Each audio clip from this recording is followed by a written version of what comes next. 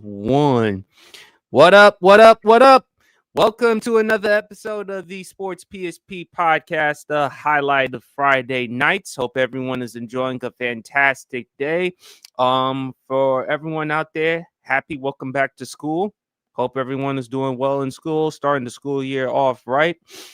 Oh man, September, pigskin season.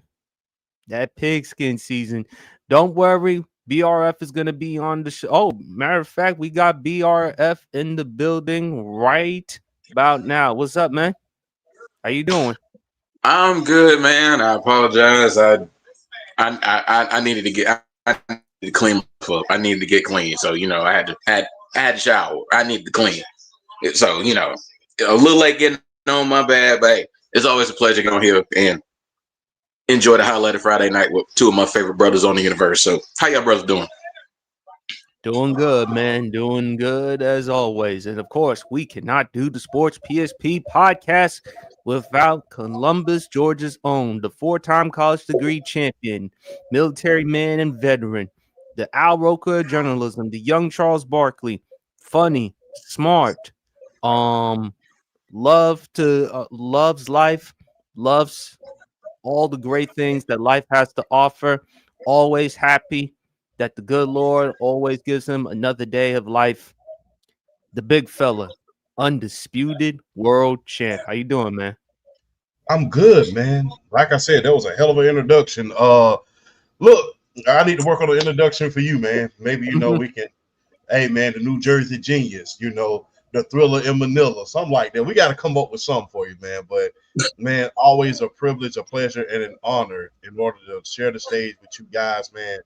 You too smart, you too brilliant, man. Hey, man, every Friday, like I said, it's called the highlight of Friday night for a reason, man. And PSP, BRF, man. Hey, man, you guys, y'all bring the flag every single Friday, man. Hey, ESPN.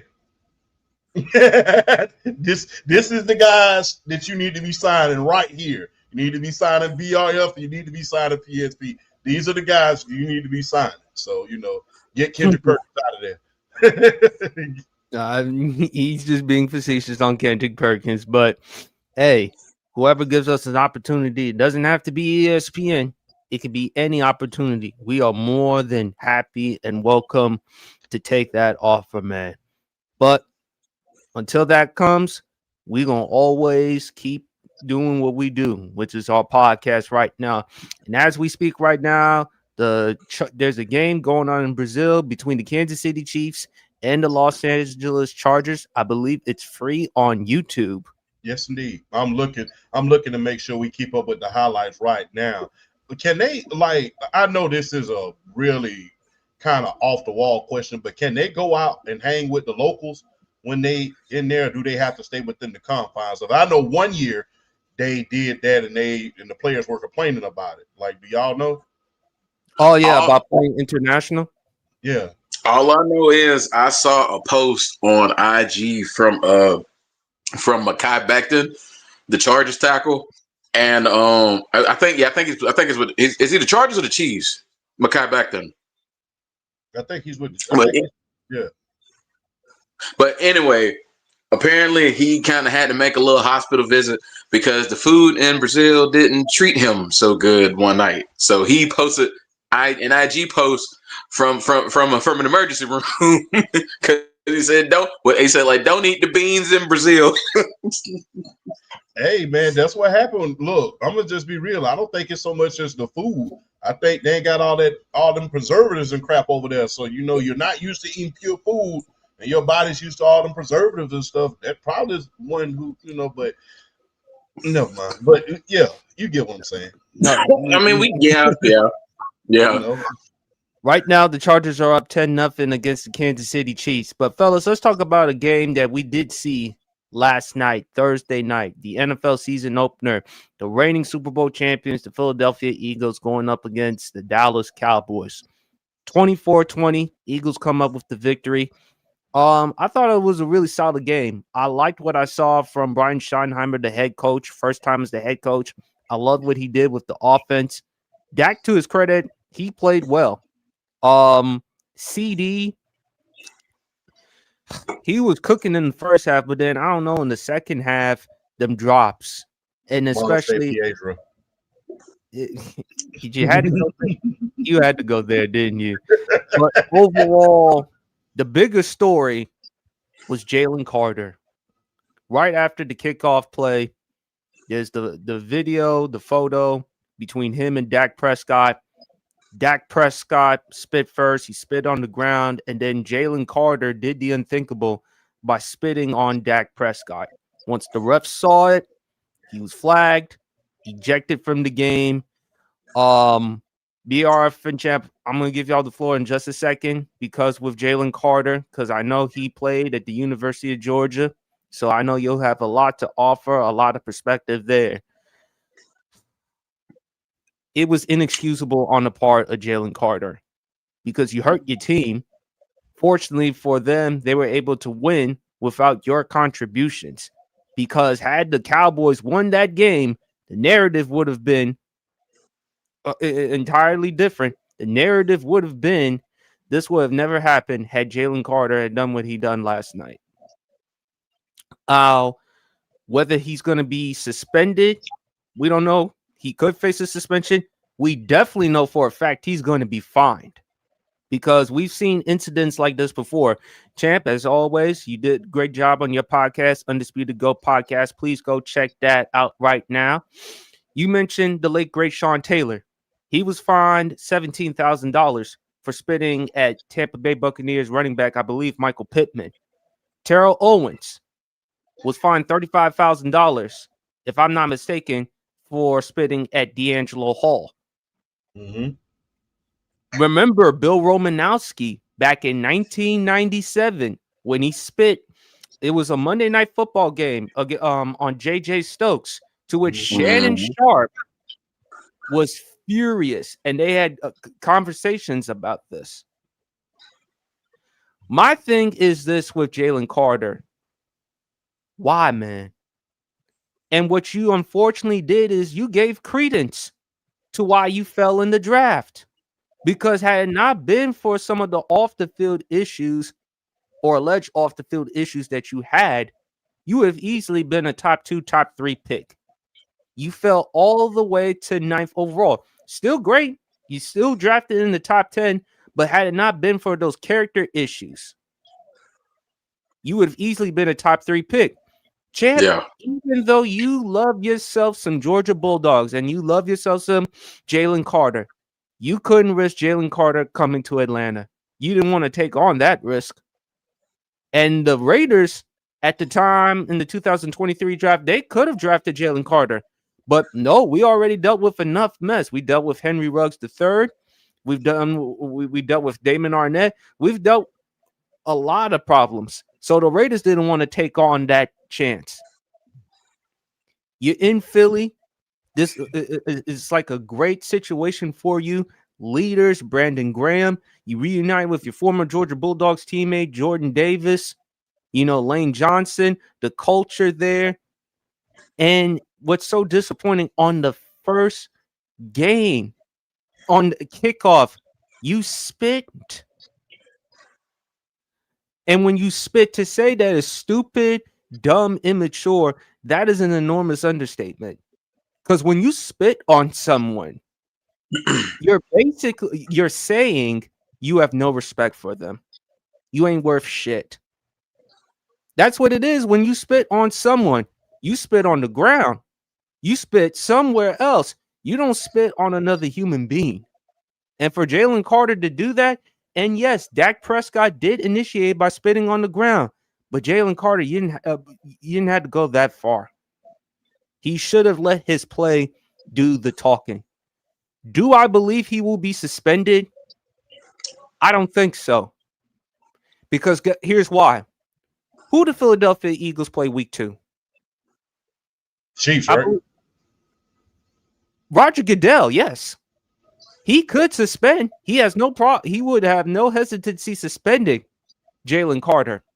But does he really want to do it, Champ? Because, again, football, the football, the NFL, the narrative, they're beating so many leagues in America. The NBA, of course. Everyone's so excited for football season. And if you're Roger Goodell, you can suspend him, and I don't think anyone would have a problem with it. But at the same time, do you really want to do it?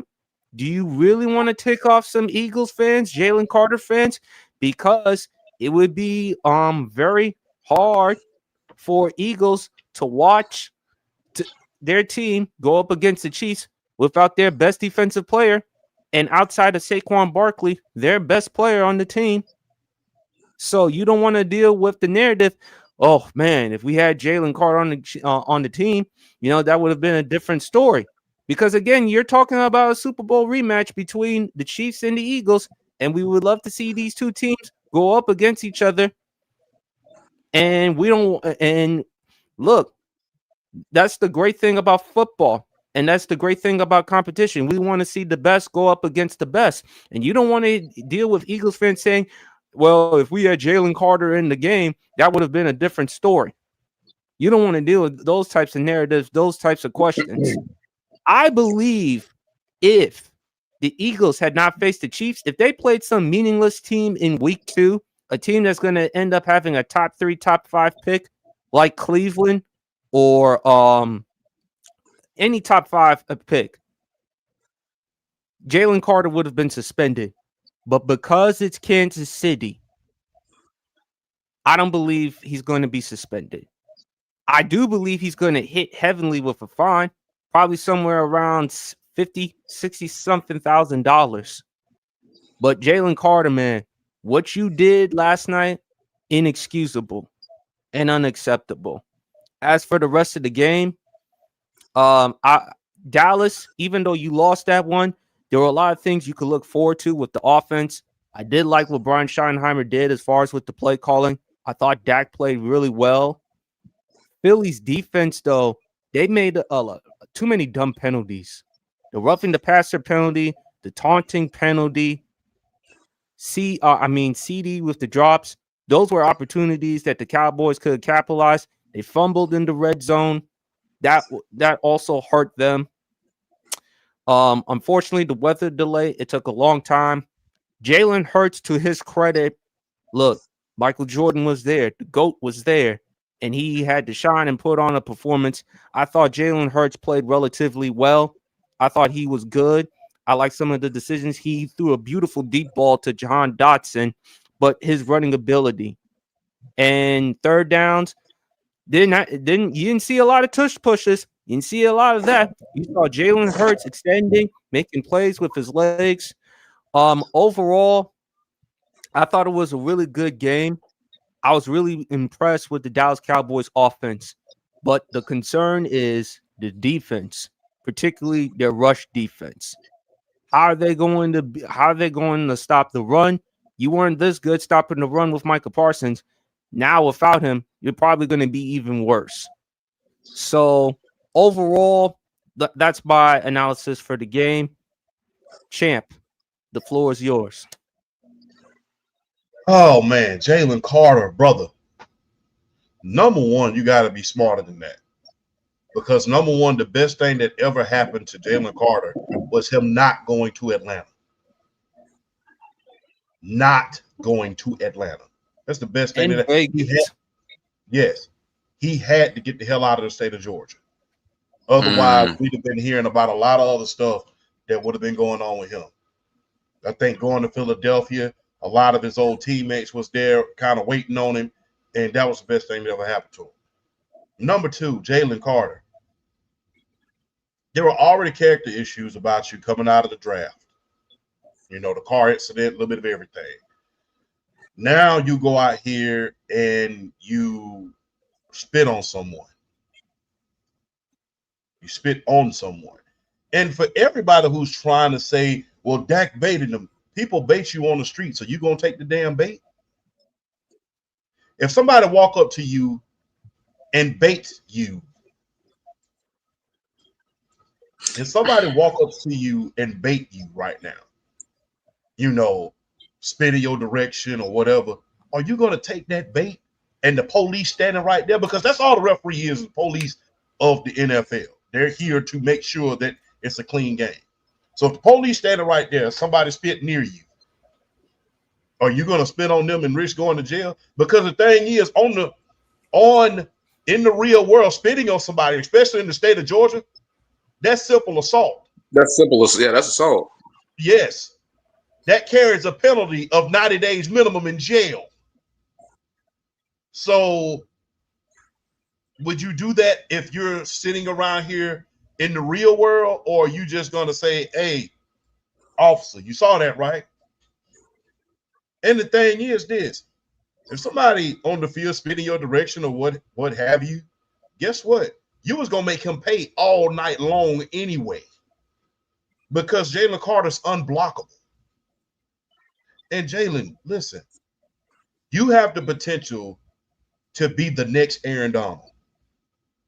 You have that much potential. You're already great. You're already a Pro Bowler. You're already an All-Pro. You have the potential to be the next great defensive tackle. And with that comes one thing: cold, hard cash. Cash. Do you really want to jeopardize you getting that second contract? Because the thing is, when you're in the middle of those contract negotiations, that's the first thing they're going to bring up. And remember, Shamar Stewart from Texas A&M, he ain't been in the league 2 minutes, and they already looking to put clauses in certain clauses in contracts that'll strip you of your money. Do you really want that kind of contract to be on your table when it's time for you to re-up? Because you have the potential. Hey, defensive players, dominant defensive players, the price is going up every single by the year. And you have Aaron Donald type potential. You're one of the top 3 defensive tackles in the league. Do you really want to jeopardize that? No, you shouldn't. Because that's the first thing they're going to bring up. People, the worst 3 things that you could do to somebody is slap somebody, spit on somebody, or kick someone.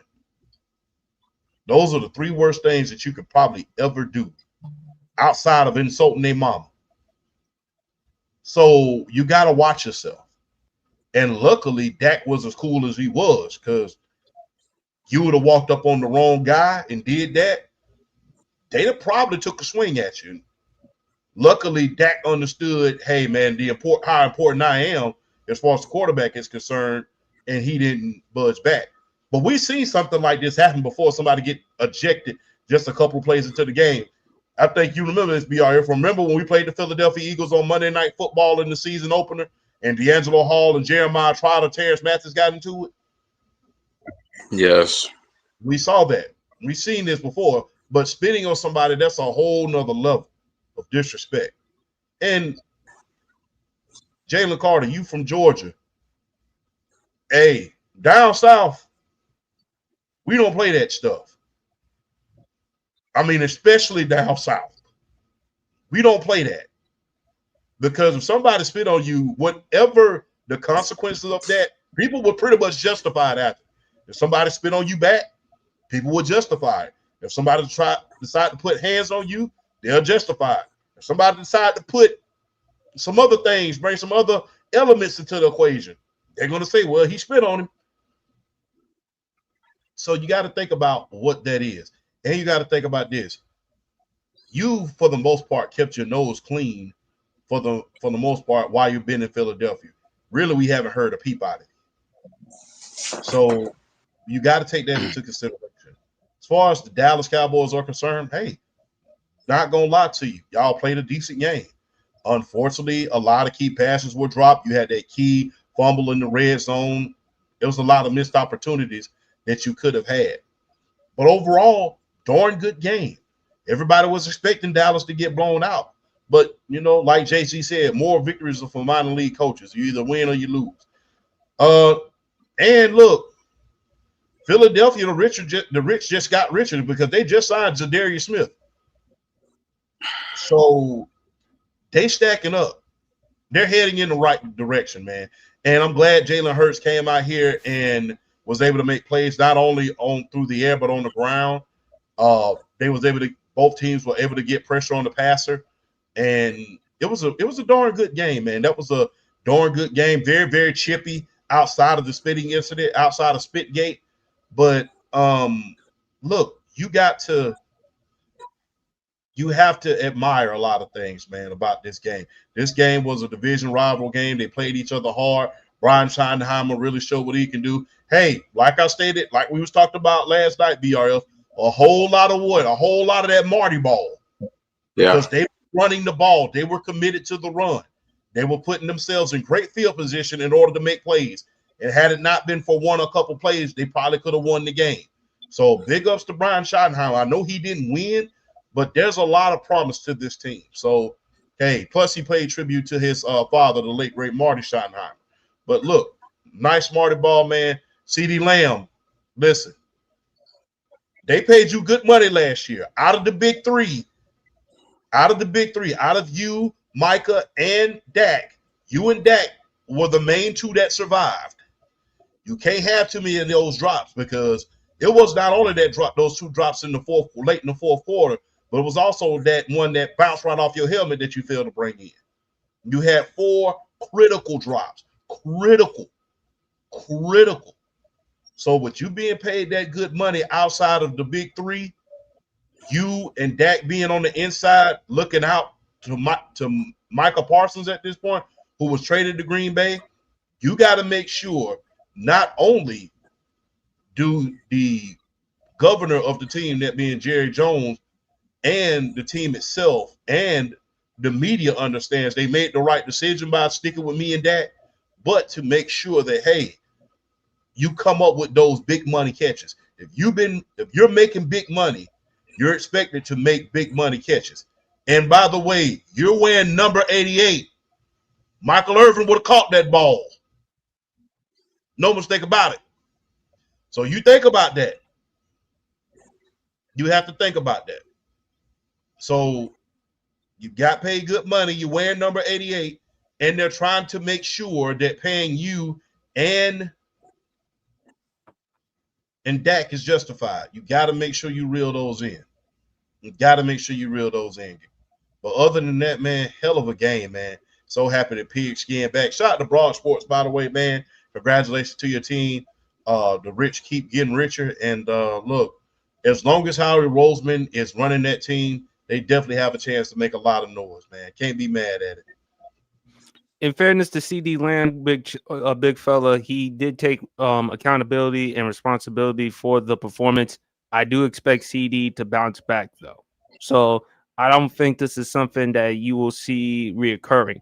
I think CeeDee is capable of having a good enough performance. But outside of those drops, he was actually playing pretty well, especially in the first half, getting separation.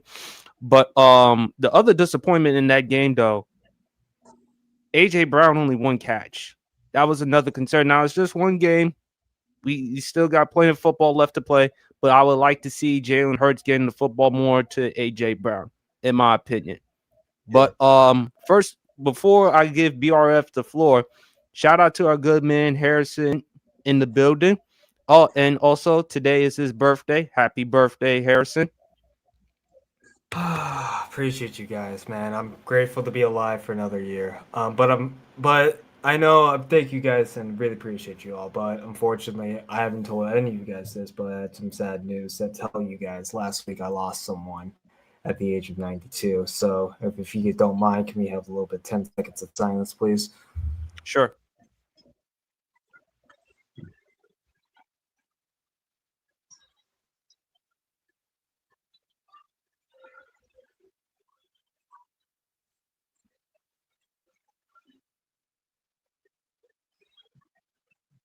Thank you.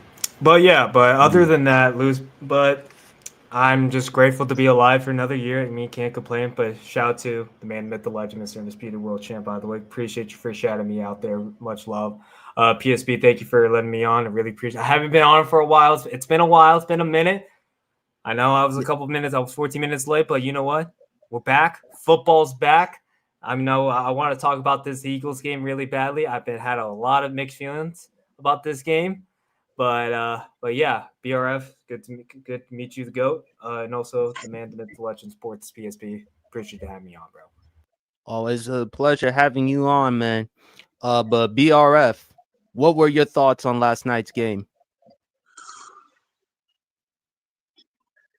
I really liked how Dallas came out and attacked early after Jaylen Carter got suspended. They immediately went with Javonte Williams early and often, attacking Jaylen Carter's side of the defensive line because he wasn't there, because you knew whoever came in to back him up was an instant downgrade. So they went in and attacked from the jump. And I liked Brian Schottenheimer's game plan. He went at Philly's weaknesses, which was Jaylen Carter's side of the defensive line, because basically he wasn't there.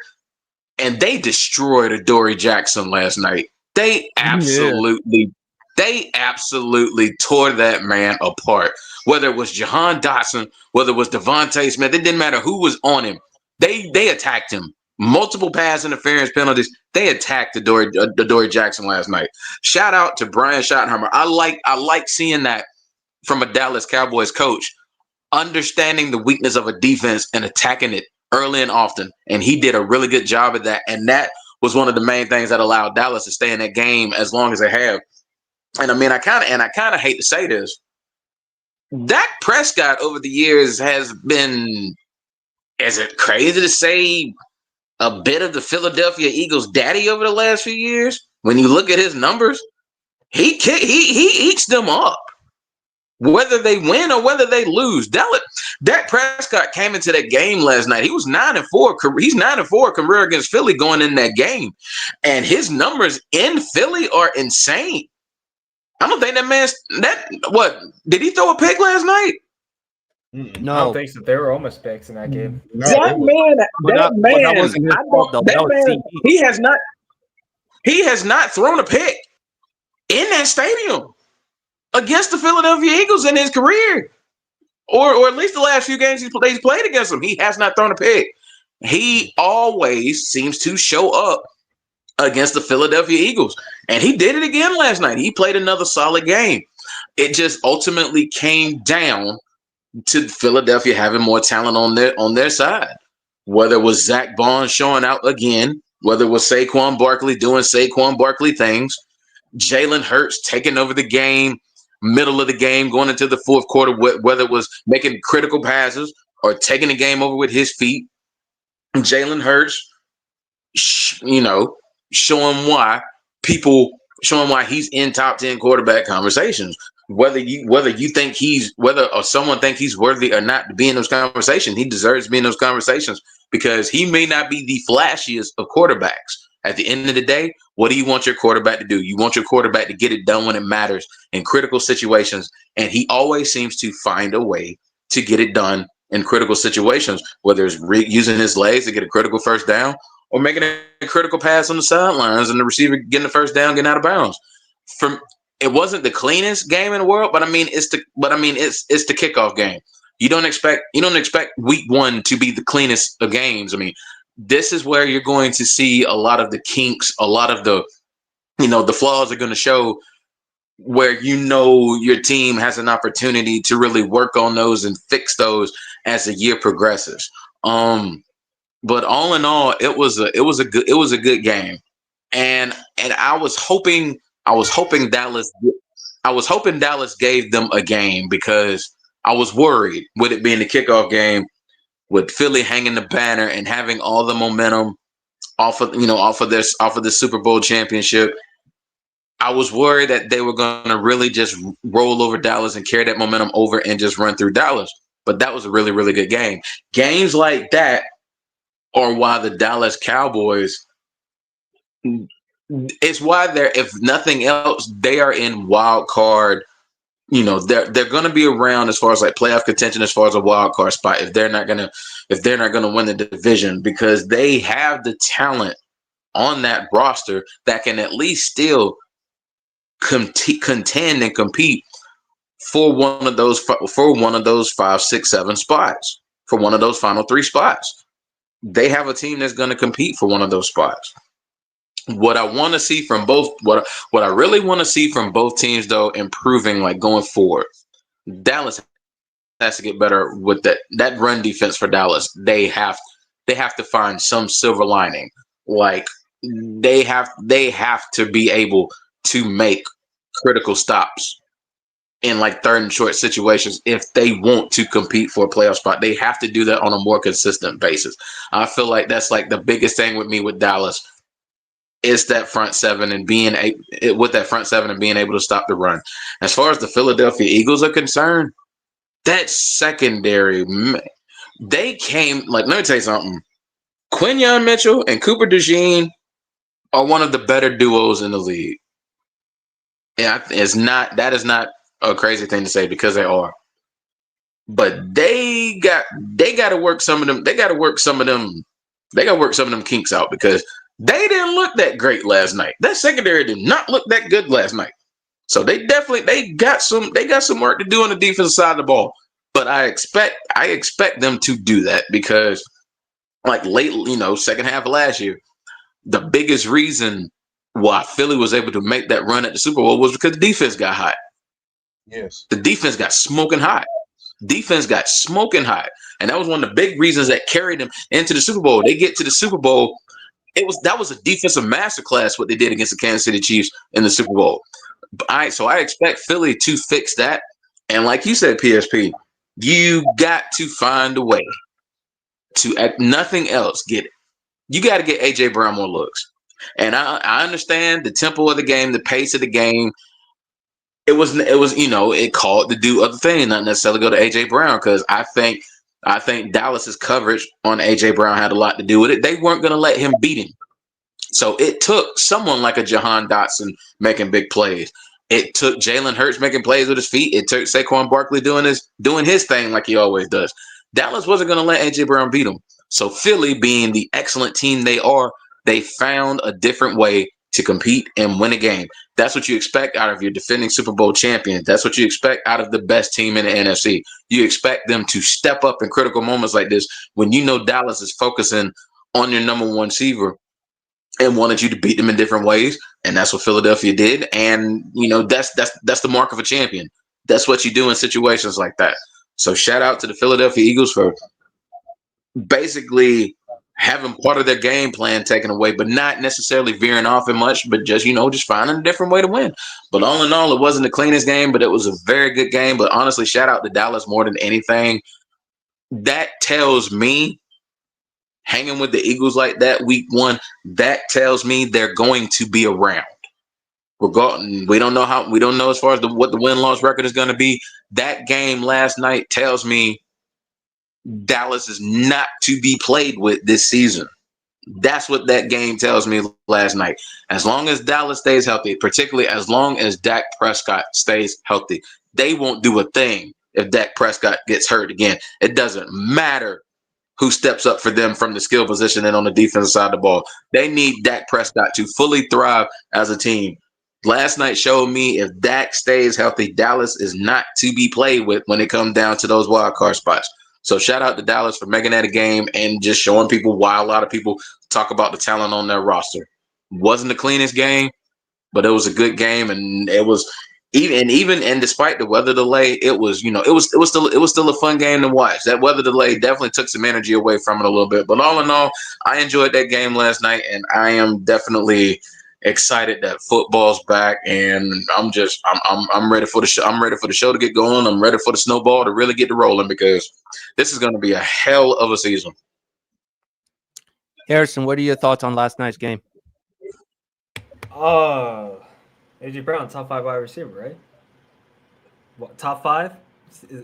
Yeah, absolutely. I mean, as of right now, I'm just saying, as of right now, I know it's week 1, but he didn't play like one. Bro didn't play like a top 5 wide receiver. I'm going to keep it a stack.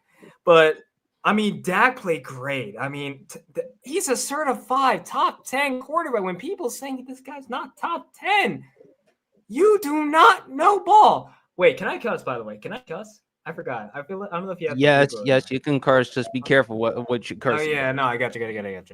But, man, what the fuck, man? It was just like, I mean, Jalen Hurts played fine. It was just nothing spectacular. It's just like, yeah, did he, like what you said, he had the big plays that he needed to do. And he did. He fucking did.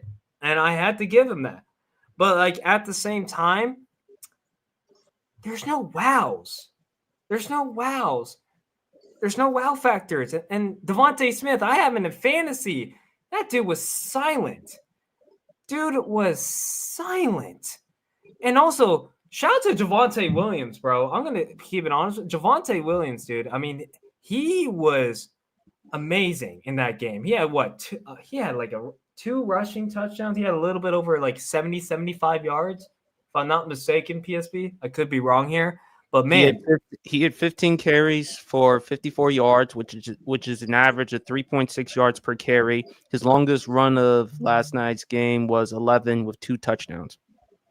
Oh yeah. Shout out to Devontae Williams. Shout out to Miles Sanders because I felt like, man, that was a great run by Miles Sanders. And then after that, he fumbled the ball. If you look at the Cowboys collectively, they ran the ball very well. 22 carries, 119 yards, averaging 5.4 yards a carry. You don't win a lot of games when you run the ball that effectively. But that was a great listen. But I be on Twitter. I was being sarcastic, saying, "Yo, great run by Miles Sanders." Fumbles the ball. I was just like happy. And then I just was watching the film last night, and I felt like, Miles Sanders, what are you doing? I don't know if you saw, there was a big hole, and that bro should have been gone. Bro should have been gone for a touchdown. Now, bro's vision is so freaking bad. And here's the thing. We can all say Jerry's bad. But I don't know why the Jerry did not see the film on Miles Sanders last year. His vision is so terrible. Why did you not re-sign Rico Dowdle? Why did you not re-sign the guy? That guy had over 1,000 yards. Was it because someone give me the explanation? No, because Jerry's being Jerry. You traded away Micah. You didn't re-sign Rico Dowdle, so that was a shock. And also, I was just disappointed in Jerry. But like the Jaylen Carter stuff, that pisses me off. And also, I'm not trying to disrespect our guy Broad Sports because of this stuff, but Eagles fans have been annoying as of late. It's talking about Dak Prescott was spitting like in front of Jaylen Carter. First of all, number one, Jaylen Carter was close to that Dallas Cowboys offensive line in the first place. Why didn't he not went back to his team? Exactly. That's an interesting question. Exactly. So hold up. Put me on the big screen, by the way. Put me on the big screen, by the way. I'm looking at my camera right now. Let me see what I can do. And I'm not. No offense, PSV. I love you, man. But like, there you go, dude. Stop saying this is all Dak's fault. It was not Dak's fault. You Eagles fans are blaming Dak on that because he was just spitting. And also, that was on Jaylen Carter's fault for being close to the Dallas Cowboys offensive line. Stop blaming this stuff on Dak Prescott and blame that on Jaylen Carter to not go into his team. That is, you know what? This is why I cannot stand the Philadelphia Eagles. It's because of this fan base and also just because of the players. I know there's 2 Georgia Bulldogs fans are grateful to have Jaylen Carter in college when he was in college. I'm so glad he's not on my team. And we can all say this for a fact. We're grateful that Jaylen Carter's not on that team because if not, I'm so glad that man is going to be fine. I don't care if this man's going to be suspended. I was suspended for a game or 2. Me personally, as my personal opinion. But please suspend Jaylen Carter to 2 games. All right, I'm done. Thank you, PSP. Love you, man. All right. That's what's up. I can't knock him for saying exactly how he feels. Only time will tell regarding whether the NFL will suspend him or not. They are investigating the matter, but overall inexcusable on the part of Jaylen Carter's actions, but overall really good game. Now let's move on to football. This time college football. Harrison, you will go first since you are a native of North Carolina. What were your thoughts on Bill Belichick's debut? Overrated. You want the solo this time? Oh, yes. Yeah. Overrated. Talk about bring the belt and just whoosh, whoosh, whoosh. That defense was awful. I forgot the quarterback's name from UNC. Lopez was freaking awful. I mean, that Bill Belichick, what were you doing, man? Why did you went to UNC to try to help a program around? Because you thought this was supposed to be the NFL. This is not the NFL. This is college football. But man, I was just like having this. Look at my white teeth. It was just like smiling to ear to ear, just watching TCU, the TCU Horned Frogs, putting the whoosh, whoosh, whoosh. They treat him like a bad kid or something like that. They just put him a spanking. It was just absolutely ridiculous. But shout out to TCU. They're really a really good team, by the way. It's fun to watch, and also that running back, by the way, I forgot his name, but yeah, he was a really fun dude to watch. But watching UNC struggle, it felt so good. It's just a smile on my face. This is like a smile that you can't go away. And I'm just so grateful to see UNC struggle in week 1 of college football. But college football's back, man. College football's back. It sure is. And speaking of Gio Lopez, the quarterback from North Carolina, I'm watching the box score. He finished that game 4 of 10 with 69 yards, an interception. That was a pick 6. And he had a QBR 1.9. So that's bad. As Champ always says, uglier than a masterpiece sneaker. Now, BRF, I'm gonna let you go third. Let you go. What were your thoughts on North Carolina? Woo! I mean, this is game 1 of year 1. So a lot of these players that are here are from the last regime. So I wasn't expecting them to go out like that.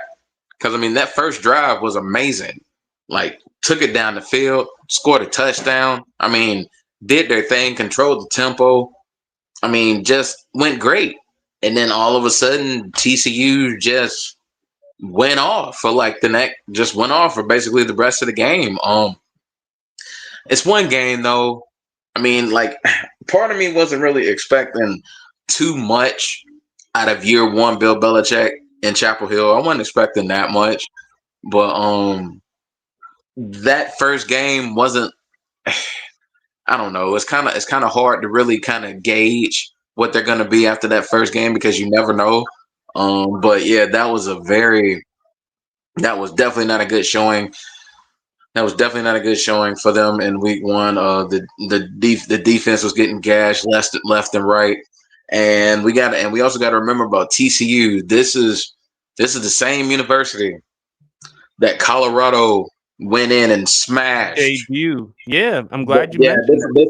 This is the same TCU that Colorado went in and smashed week 1, like with Dion debuting and Travis Hunter and Shedeur Sanders.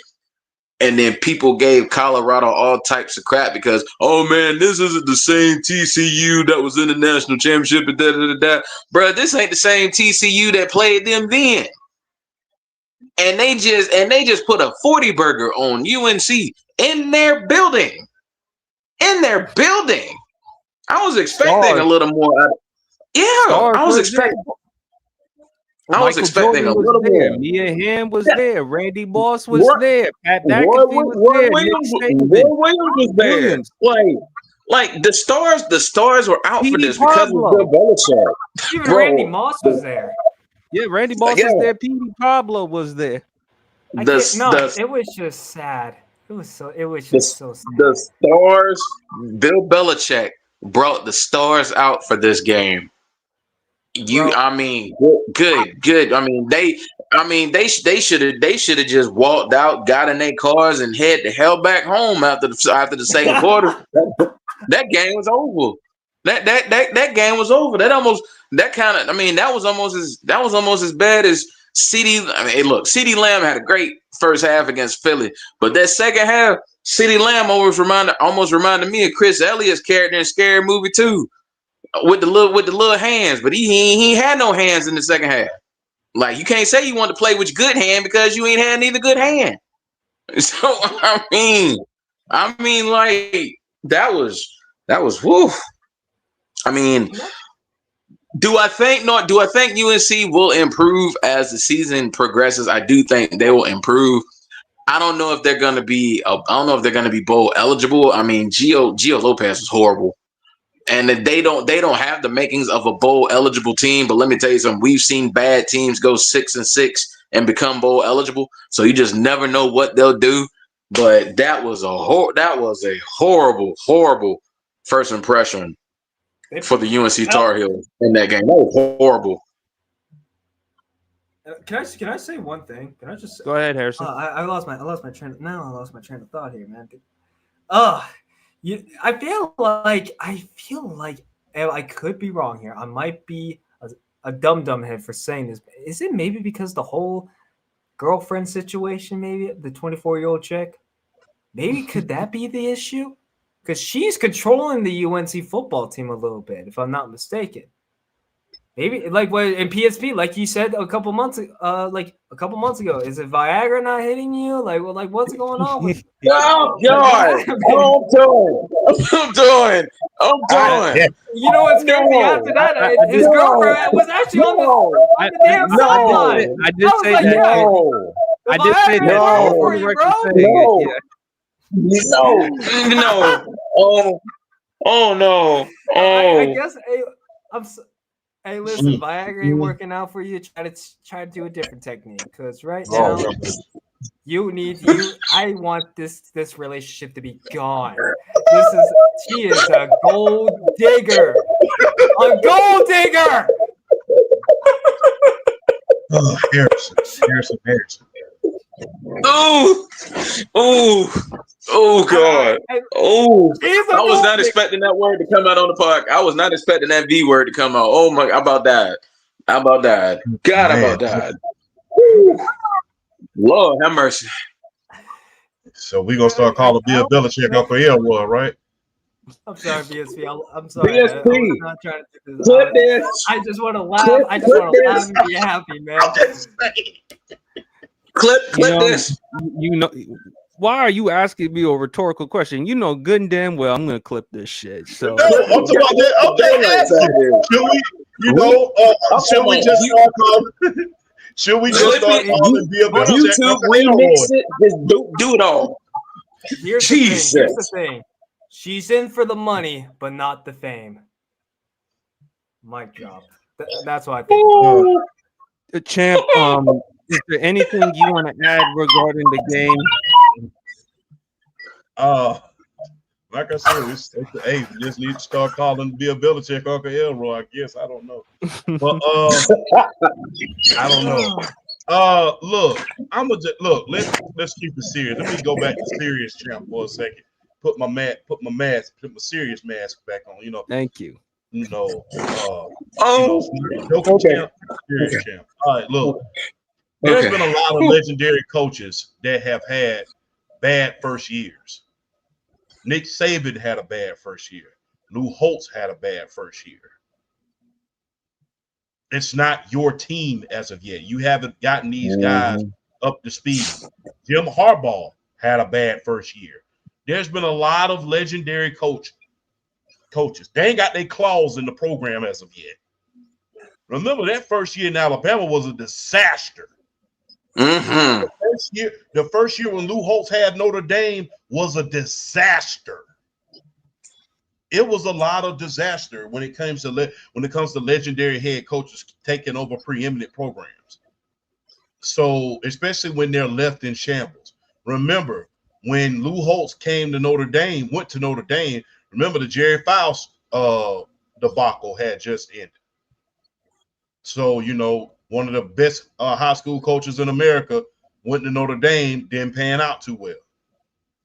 And Lou Holtz came into that program and cleaned it up. But like I said, it takes time. He doesn't have his claws in that program like he did the New England Patriots.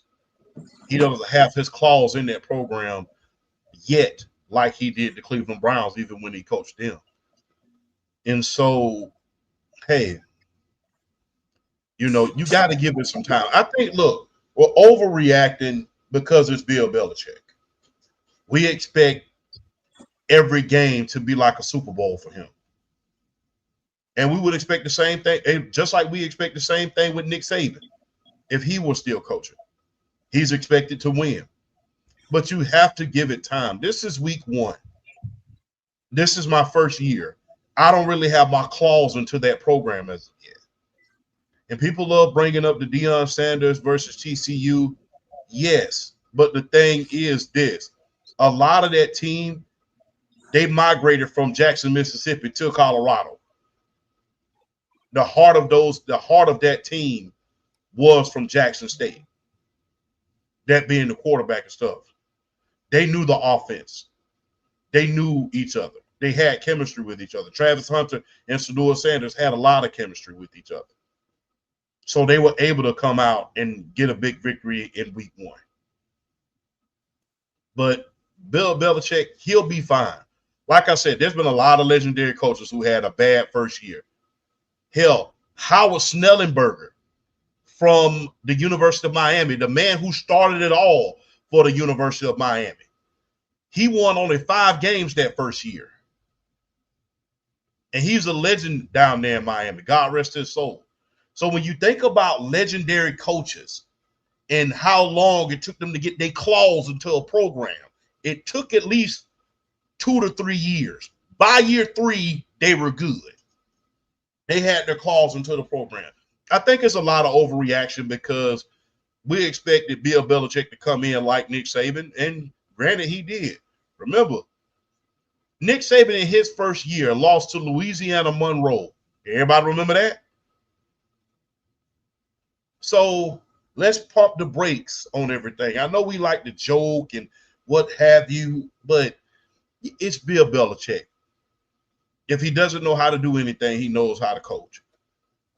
Now, as far as we like to crack jokes about, his girl or whatever, but look, put it into perspective, man. We've seen a lot of coaches with pretty wives. If you don't believe that, just ask Steve Sarkisian. So Steve Sarkisian, no disrespect, has a very, very attractive wife. So let's stop blowing that him having I understand she's younger, but there's a lot of coaches with attractive wives, attractive girlfriends and stuff like that. I just think because it's Bill Belichick, he's a higher profile coach than probably anybody in the league right about now. A lot of things are being said that it's just like, I think drama and TMZ drama and tabloids is leaking over into sports, and there's no easier target than Bill Belichick at this point because, especially with a lot of the stuff that's going on in the news as of lately when it comes to dating younger. We had to talk about that last week, but yeah, let's leave it alone. Look, whether whatever becomes of this at the end of the day, it's about winning them football games. It's about winning football games. And Bill Belichick, being the coach that he is, he's going to find a way to win football games. And look, thankfully, the ACC is not that deep at this point. The only teams you got to worry about right now, I do emphasize right now, is Clemson and Florida State and Miami. So you don't have a lot of teams like a Big Ten or an SEC where you got to worry about a plethora of teams every single darn week. So put it into perspective, Howard Snellenberger, Lou Holtz, and Nick Saban. All 3 legends in college football. Without Howard Snellenberger, there would be no University of Miami. Without Lou Holtz, Notre Dame, after the Jerry Faust mistake, goes downhill, never to be heard from again. Without Nick Saban, Alabama is still in obscurity. As you see right now, they're not feared as much as they were now that they don't have them anymore. All 3 of those absolute legendary coaches had bad years, bad first games. They ain't got their claws into the program as of yet. Once Bill Belichick gets his claws into the program and have a distraction-free environment, you can rest assured this team will be where it needs to be. Oh my God. What? AJ Lee is back, bro. Oh, Mm-hmm. But I am Champ, watching SmackDown. AJ Lee is back, bro. Oh God. Champ, here's the thing. Although I can understand from your standpoint, look, this isn't the first time we've seen coaches in their first year that have struggled. To your point with Nick Saban, Lou Holtz, and the other head coach. But here's the thing. Yes. But here's the thing, Champ. It's not that they lost that's the problem. How you lost, though. And it was against a team, to BRF's point, in TCU, in which Colorado went to TCU and beat them. Mm-hmm. The thing is with Bill Belichick, and I've said it before, Champ, I understand what he accomplished as a 6-time Super Bowl champion head coach, even though people still get on him to this day for Spygate, Deflategate. But he is now Bill Belichick, the head coach for the North Carolina Tar Heels. So I'm going to judge him based on what he has done in North Carolina anymore, because he's going to have to do his part to help out that program to try to recruit. It's just one game. But it was embarrassing to see how the way the team performed because, again, there were a lot of celebrities in attendance. Michael Jordan, Mia Hamm, Roy Williams, Randy Moss was there. Pat McAfee was there. Nick Saban was there. At least you would have put up a decent or good enough performance, and they got blown out. In the first drive, you couldn't ask for a better first drive, Champ. The way Gio Lopez threw the ball, how they were able to score the touchdown, but their defense overall, I saw a lot of missed tackles in that game from North Carolina. And if you look at the box score, first downs, TCU 29, North Carolina 10. Third down efficiency, TCU 7-12, North Carolina 1 of 10. TCU had 542 total yards, North Carolina 222.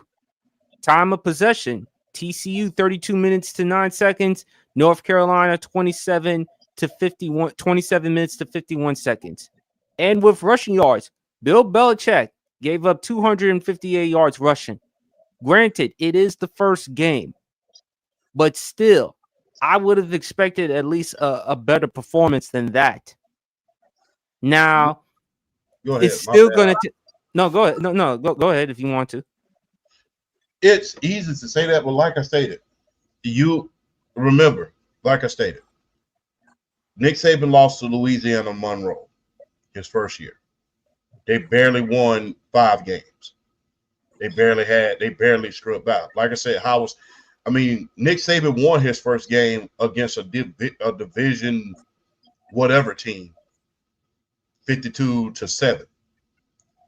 Like I stated, Lou Holtz lost his first game. Yes, it's embarrassing. Yes, it's a lot of white hype coming into this game. But like I stated earlier, one game, you don't have a lot of these guys are transfers. You don't have your teeth into the program as of yet. You're still working the kinks out of the playbook at this point.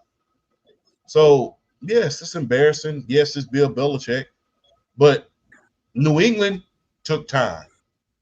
Cleveland took time. But that's my point, Champ. Yeah. But that's my point, Champ. Sorry to cut you off. I'm not saying, look, it's over for Belichick. We still got to give him some time. One game is not an indication that he's going to have a struggling career in North Carolina. Yeah. We have to give him the benefit of the doubt. There's still more evidence we need to see. However, I would have liked to see a better performance. That's my whole thing. I still believe there's hope for Belichick, though. I believe there's hope. Like I stated, when legendary coaches come into programs, it takes them a minute to get their claws into the program and turn it into the program in their image. And Bill Belichick is a very, very detailed guy. Once you put the Bill Belichick touch to that program, I believe it's going to be fine. And the only thing that I'm really concerned about with is a lot of unnecessary attention that his relationship is getting him at this point. That's the only thing that I'm concerned with, because after a while it becomes a distraction, and Belichick always teaches about be disciplined, do your job, and don't be a distraction. I think that if he doesn't do anything, or his team, as far as PR is concerned, doesn't get that under control, it's going to very well turn into the distraction of epical proportion, especially if there's a big time scandal that goes along with that. And when you're in college football, news travels fast, although you're in small media markets. Chapel Hill, that's all they got to cover up there is Chapel Hill. So if I'm Bill Belichick, I'm making sure that I run a tight ship up there and making sure that everything is where it needs to be, just like in New England, just like in Cleveland. But he'll get there. I mean, Bill Belichick is the great, has 6 rings for a reason. Well, he has 8 rings for a reason. Had the best game plan in Super Bowl history for a reason. Been coaching in this game since Johnny Unitas with Ted Marshall-Broda. In the Miracle on 31st Street when Burt Jones won the MVP. He's been coaching in this game a long, long time. So if anybody knows what to do, it's Bill Belichick. The only concern that I have is his relationship, and if it becomes a distraction to this team and more of a focal point to the team for the media than the team itself, that's when it becomes a problem. But at the same time, champ, that's also on him, because he should have known the risks, the circumstances, the criticism, the backlash that he would get. No, I'm being serious, champ. No, I'm being serious. You're right. You're right. Because you always say, hey, you got to practice what you preach. DYJ, I'm sorry, do your job. He talks about players not being distracted and stuff. Well, how are they not going to be distracted with you, with your current girlfriend? And North Carolina, they brought him in. So they knew the risks, the circumstances. They knew the backlash it would go along with it. So as you always say, champ, practice what you preach. Yes, indeed. Belichick, that's the only thing that I feel like that will become a distraction. But first year, media, not with us, we understand. But the media, it's an overreaction. We saw this happen every single time Bill Belichick ever went to a program. And what's so funny about that, whenever his assistants went to a program, whether that be Charlie Weiss, whether that be Romeo Crennel, or anybody else, even Nick Saban had a bad year his first year. So when you look at the leader on down, all of them have had bad years their first year. By year 2 or 3, they was all right. So, well, speaking of speaking of a person getting grace, how about one Arch Manning? In his season debut against the Ohio State Buckeyes, didn't really have a good performance in that game. You did an interesting video on TikTok, and I will definitely detail in just a second. But if you look at Arch Manning in the game against Ohio State, 17-30, 170 yards, a completion percentage of 56.7, 1 touchdown, 1 interception. On off-target throws, I'm reading a stat right here from Yahoo Sports. Off-target throws, it was 37%. According to ESPN, which is the most inaccurate single-game performance by a Longhorn quarterback in the last decade. But, champ, you did a video on TikTok, and look, even though Arch Manning deserves his criticism, and I think a lot of that has to do with, of course, the last name on his jersey. After all, you are the grandson to Archie Manning and the nephew to Peyton and Eli. What about Nico Nialarleva, who got a lot of criticism for transferring to UCLA?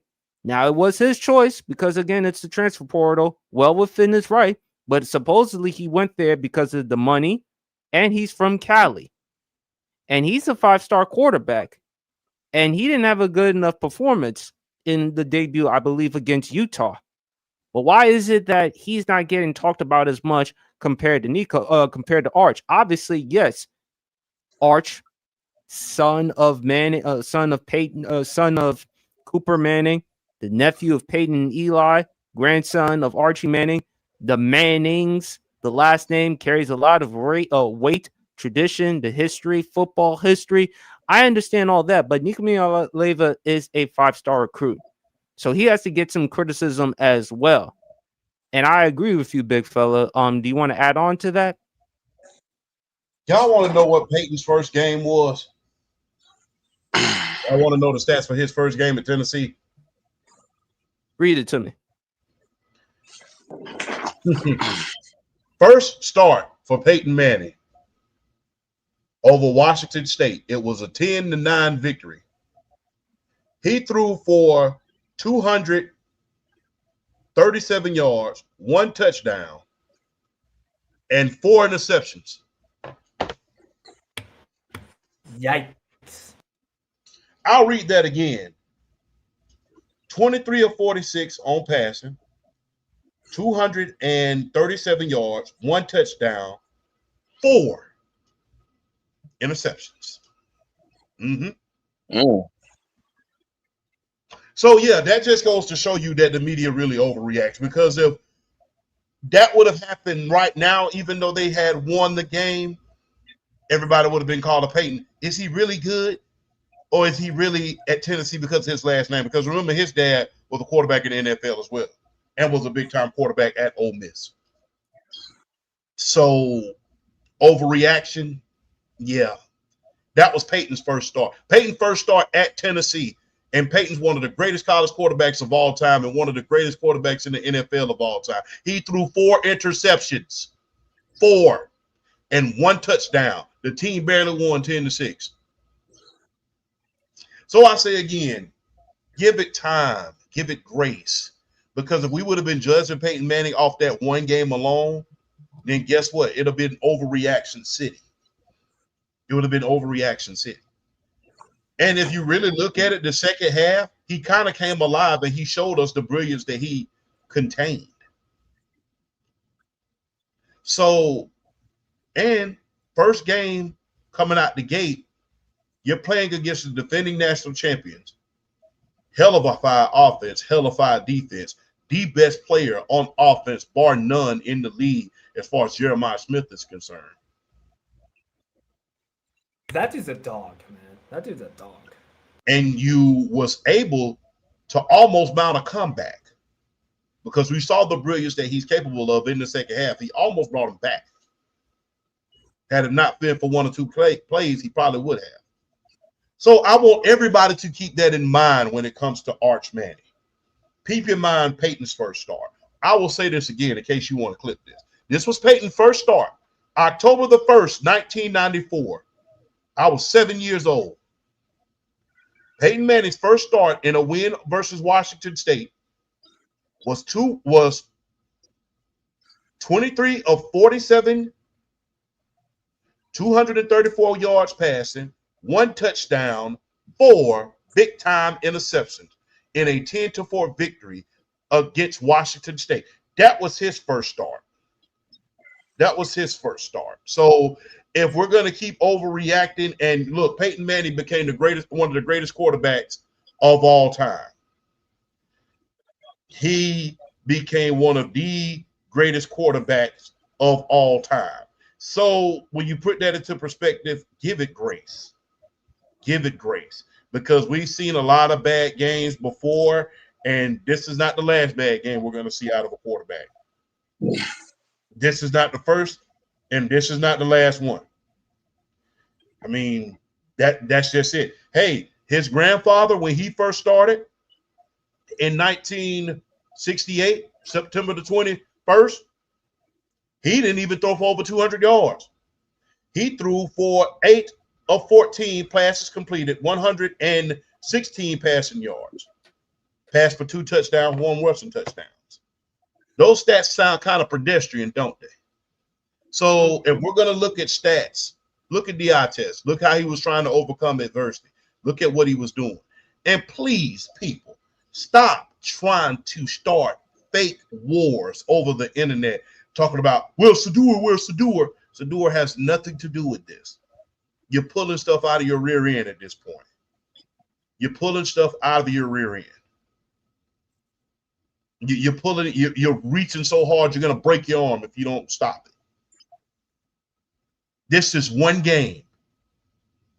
Doing Sador's first game, we saw him win. We sang his praises. Stop trying to bring Sador here. Sador's in the NFL now. There's nothing that we can do about him dropping to 5th. There's nothing that we can do about him going to Cleveland and being the 3rd quarterback. That's coach's decision. That's management decision. There's nothing that we can do about that. So with that being said, think about Peyton's first start and his grandfather's first start. Very pedestrian numbers. At the end of the day, his grandfather became a Pro Bowler and an All-Pro and a bright spot on the New Orleans Saints. And his uncle became arguably the greatest regular season quarterback of all time. Check the data when you look at both of those. I'll rest my case. Defense rest, Your Honor. Harrison? I mean, champ, you kind of knocked the hand on the hammer right there. I just, the reason why I'm going to be patient with Archie Manning. I mean, as of right now, I'm just going to just lay low. I mean, I know he played great in the second half against Ohio State. In the first half, he wasn't that spectacular. But I just don't like when people are putting him in the NFL draft. I really want him to stay in college to get better. That's why because I don't like when people this is why people are overhyping, because he's going to be in the NFL draft, which I hope he doesn't. I pray to God I hope he doesn't, because he won't be good in the NFL next year. I want him to stay in college to get better. I know it's short. I'm going to put a short and sweet PSP. BRF? I mean, I said this about Arch on the show last night. You know, people were overhyping him and crowning him, talking about, you know, generational talent and how people are going to trade up in the NFL draft to get him. When he would honestly he would probably be QB at the minimum, at the best, he would be QB3 behind Garrett Nussmeier and Drew Ullar. And you look at guys like, and you look at a guy like Lenore Sellers. I think after one game, he's already in front of him as far as sheer talent, as far as like who would get drafted first, either him or Arch Manning. So as far as this whole draft stuff with Arch, we need to kind of slow them brakes a little bit. Let him develop his game. Let him get better. And everybody's like, oh, well, he got exposed and da-da-da-da-da.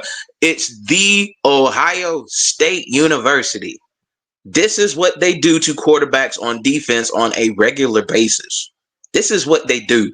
They are not new to this. They are true to this when it comes to the defensive side of the ball. This is what they do. It doesn't matter who they have on that front seven. It doesn't matter who they have in that defensive backfield. They shut people down. They have been traditionally one of the blue bloods of college football, especially on the defensive side of the ball, and all the talent they have produced on the defensive side of the ball in the National Football League. This is what they do. This is what they do. If anything, shout out to Arch Manning for adapting and playing better in the second half. What I want to see from Arch Manning as the season progresses, I want to see the anticipation on his throws improve. I want to see Steve Sarkisian actually move him out of the pocket.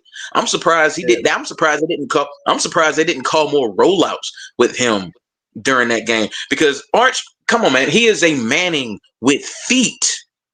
He is a Manning with feet. So let him get out of the pocket more. Let him use his athletic ability. You know, give him more run pass options.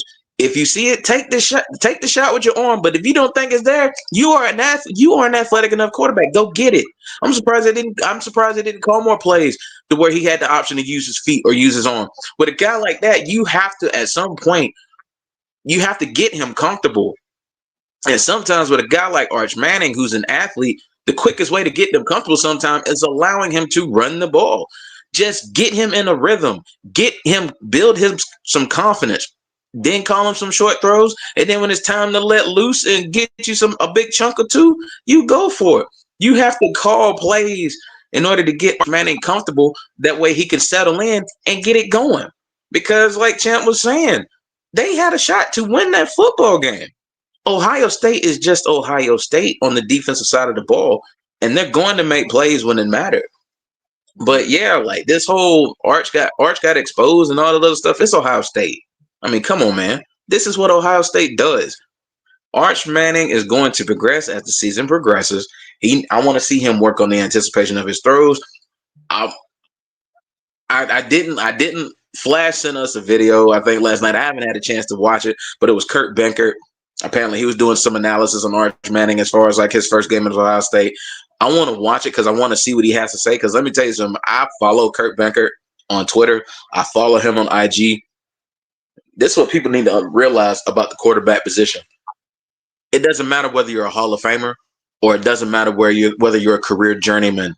When you get to the National Football League, the things you see and the things you hear, you keep that, and you can teach the next young crop of quarterbacks in terms of what you may see on the defensive side of the ball, how to read this, how to read that. It doesn't matter whether you're a Hall of Famer or a career journeyman. You're gonna understand what it is to be a quarterback in the National Football League. And Kurt Benkert is a really, really, really smart guy and is very articulate when it comes to like reading defenses, understanding what throws to make in what certain situations. I mean, okay, so what? He didn't have the greatest career in the world. It doesn't matter. It's the fact that he made it to the next level, and it's the fact that he was able to play under some really good coaches, good quarterback coaches, and understand the game and learn the game and be at a position in his life to where he could kind of pass that along to the next generation of guys who may want to play the quarterback position. Hell, some of the videos I've seen as far as him playing Madden are unbelievable as far as the analysis, as far as like being able to read defenses. People don't realize how that actually, how being a pro quarterback can actually translate to a friggin' video game as far as stuff you can see. It's crazy how he dictates and how he just puts everything in perspective. So I'm going to watch that video and I want to hear what he has to say about Arch. But yeah, let him develop and let him get better as a quarterback. Because who knows? By this time, by week 10, week 11, who knows where Texas could be? Arch Manning could be in Heisman Trophy conversations. We don't know that yet. Give him time. Give him time to develop. That's. I mean, we've all. I feel like with guys like him, we got to give him some. We got to allow him to develop at some point. It doesn't matter how much hype they have. We got to allow them to develop. If they never develop, that's on the player. It's up to the play. He sees what he sees from that first game, what he did well, what he didn't do well. Work on what he didn't do well, but also continue to build off what he did do well and take it into the next game and the game after that and the game after that. So, I mean, hey, it's about, it's, I said it last night. It's lazy analysis from people, the overreactions and overrating this and this player's not this and this player's not that. It's lazy analysis and not willing to dig deep and really look into the context as far as why XYZ play good, XYZ play bad. There's more than just this guy sucked. There's a cause and effect. There's a cause and effect. The effect is Arch Manning didn't have his best game. The cause is the Ohio State defense.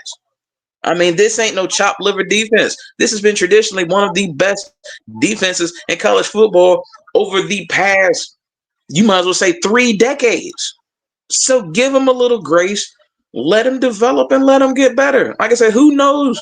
We really could be talking about Arch Manning this time next year as a generational talent and the guaranteed number 1 overall pick in the NFL draft. We don't know that. But we got to let it build and we got to let it develop.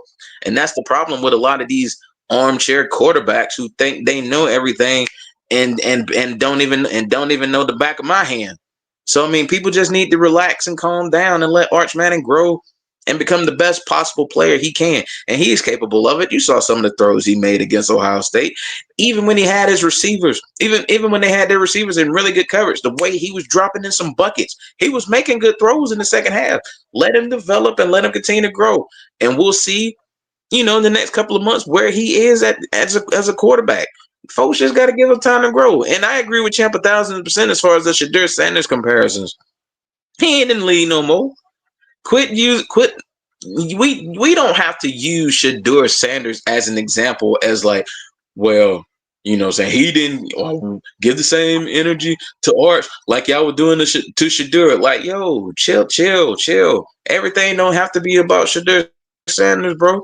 Let him grow and develop in the National Football League. Let Arch Manning develop and grow with the University of Texas Longhorns. I promise, everything gonna be all right. Y'all just need to chill.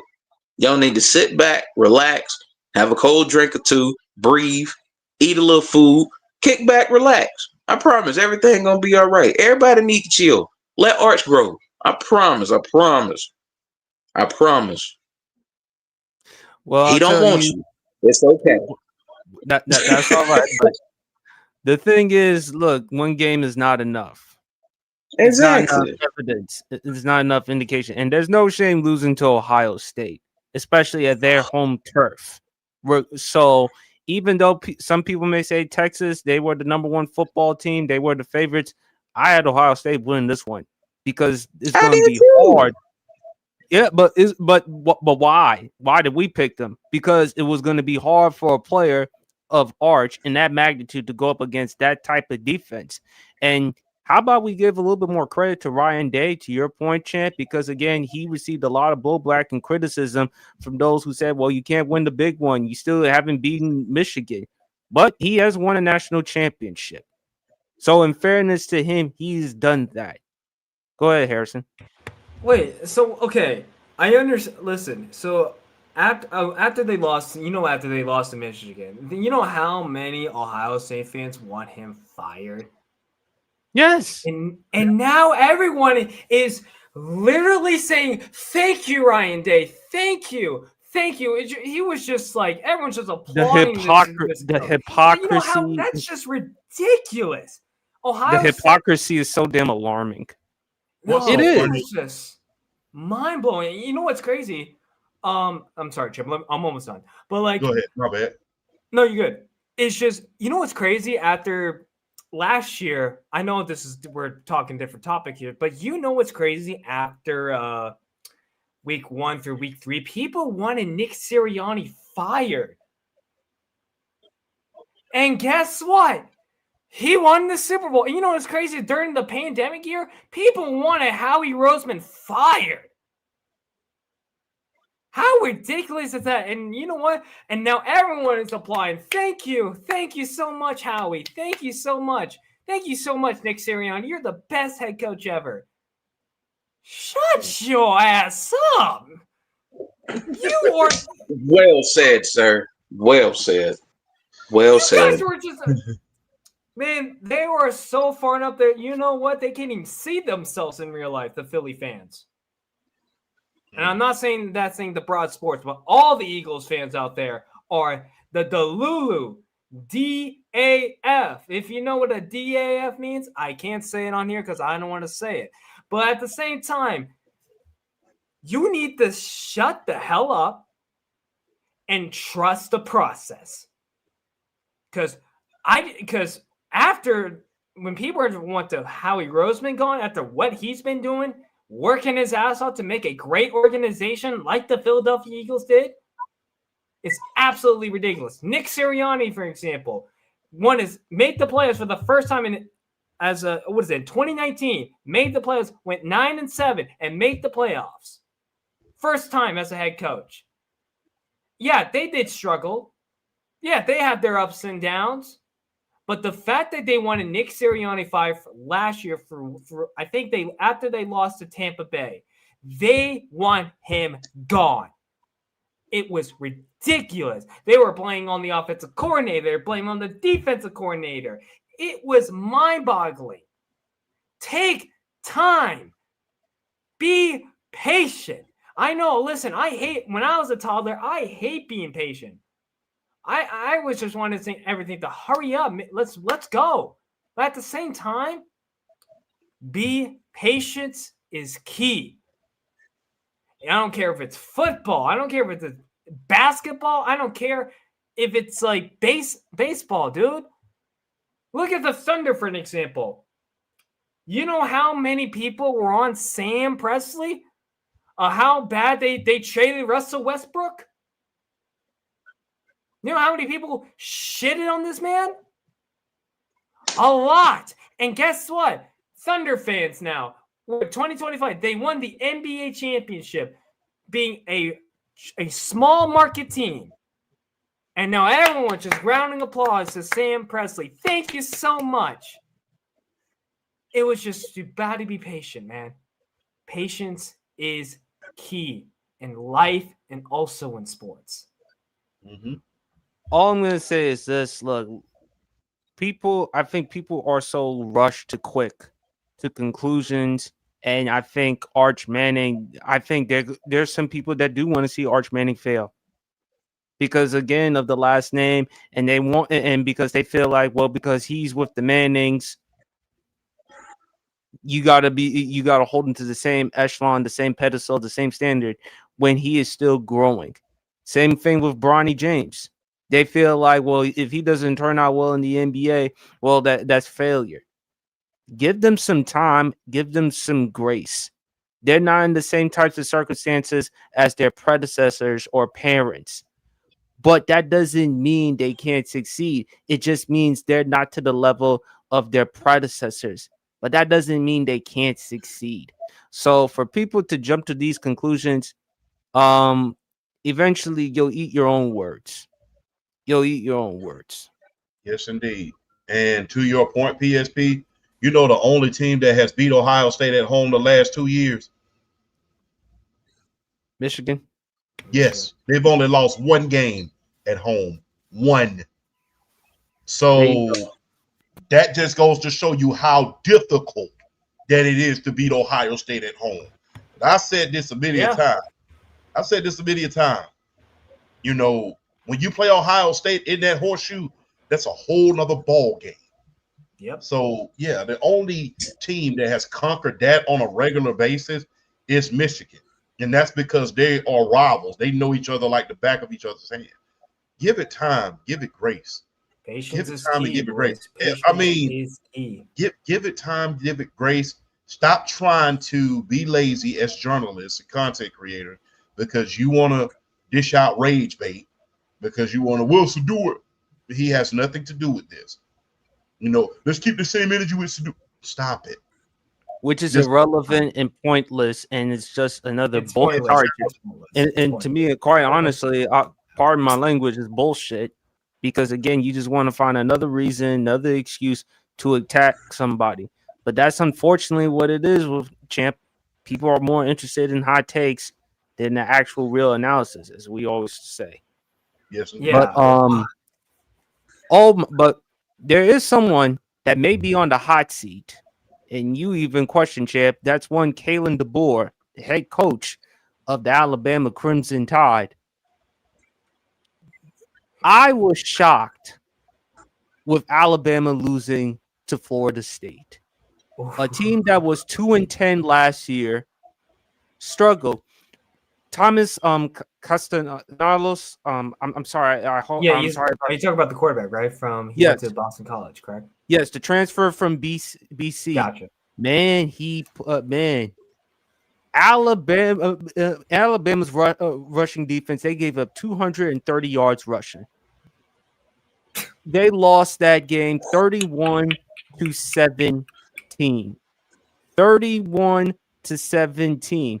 The Seminoles, they were 2-10 last year.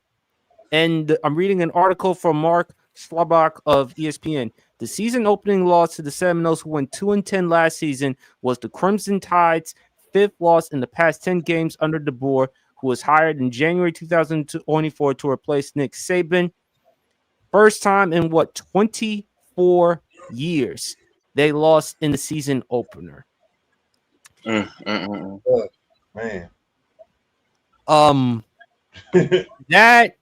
That was embarrassing. Sad. I mean, Tallahassee was supporting. They were partying, which is why they had that I think that $5,000 fine or something like that. But They got fined. Yeah, they did get fined. Rush the field. You can't rush the field no more. The fans can't rush the field anymore. Right. Oh yeah, I forgot from last year. Gotcha. I forgot. My bad. But they're like, we don't care. We were 2-10 last year. We beat the number 8 team in the nation. This is our coordination. We might as well embrace it. We don't care about the fine. We'll pay for it. We'll make up for it. Let's just enjoy this moment right here. I don't blame them for that, champ. I can't blame them for that. I don't blame them. But big fella, champ, this was a really disappointing loss for Alabama.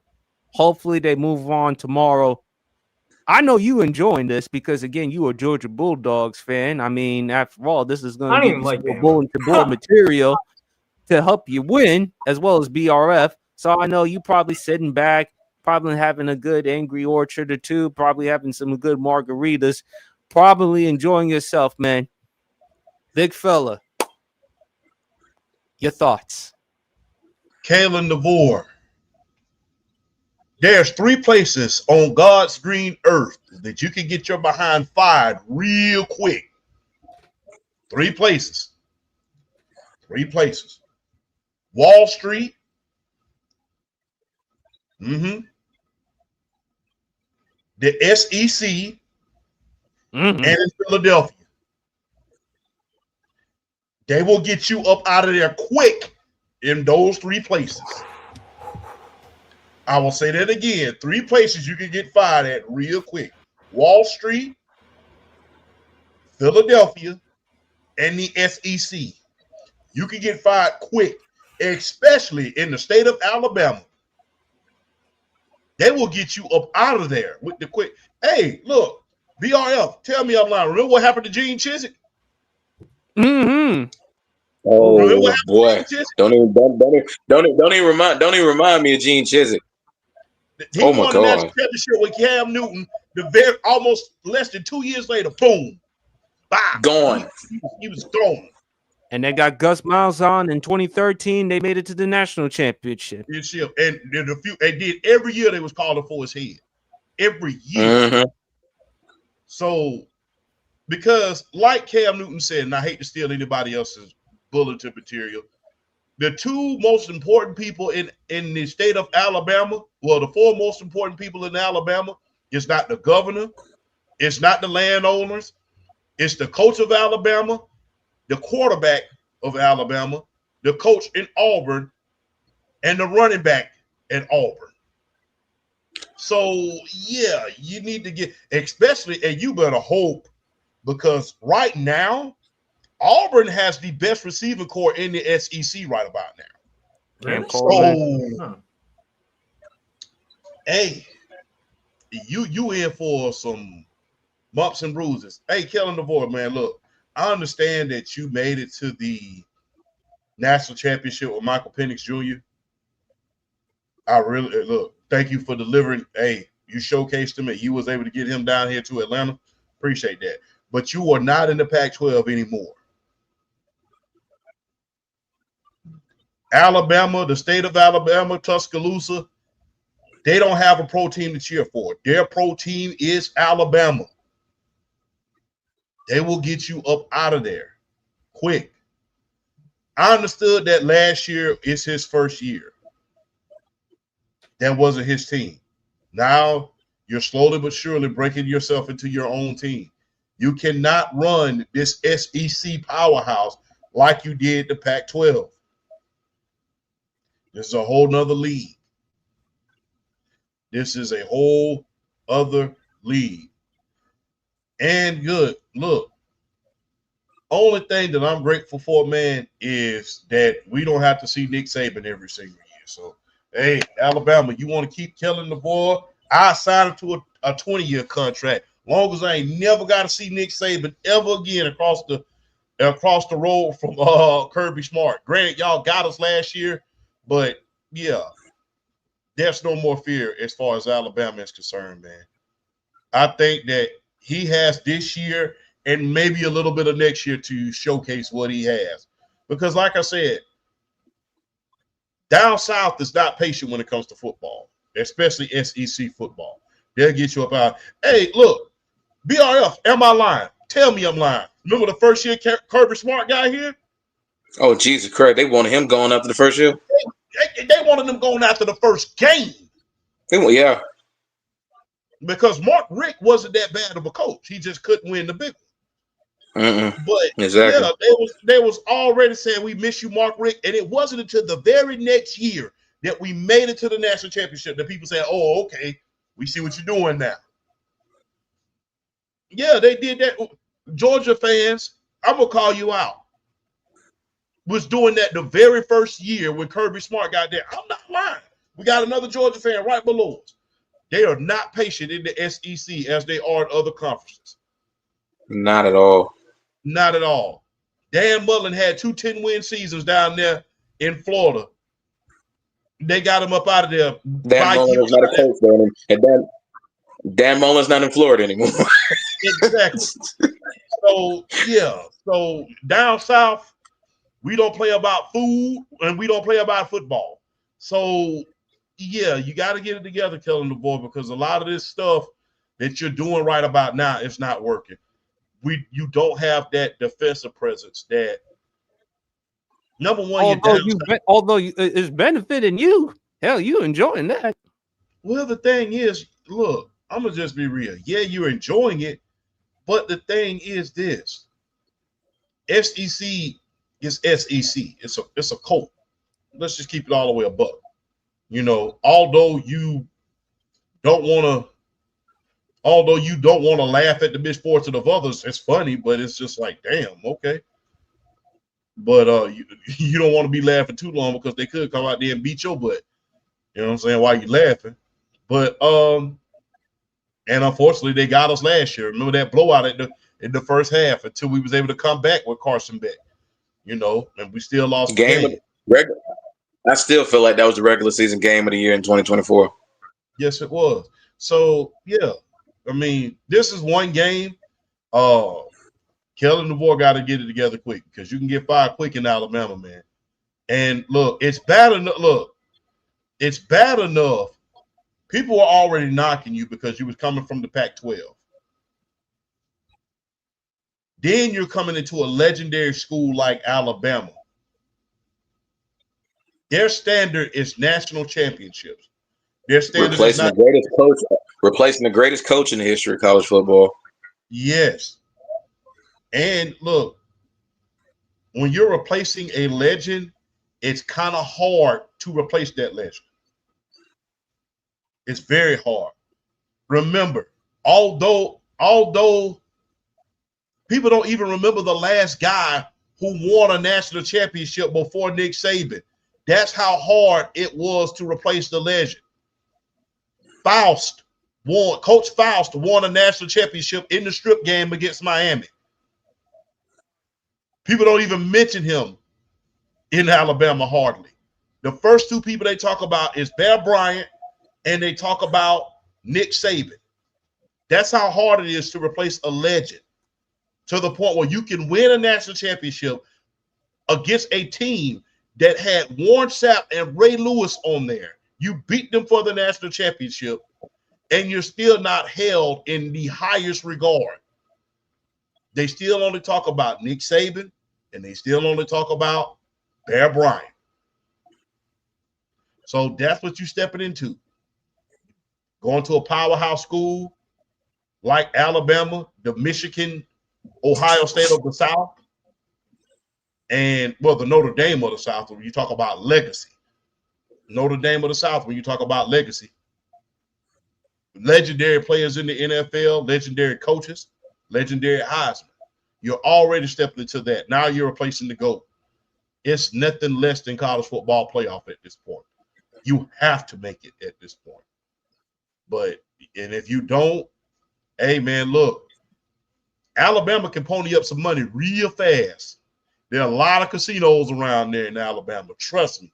I've been to a lot of them.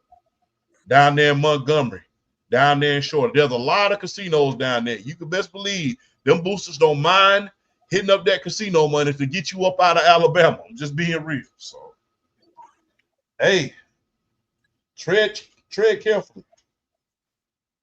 BRF.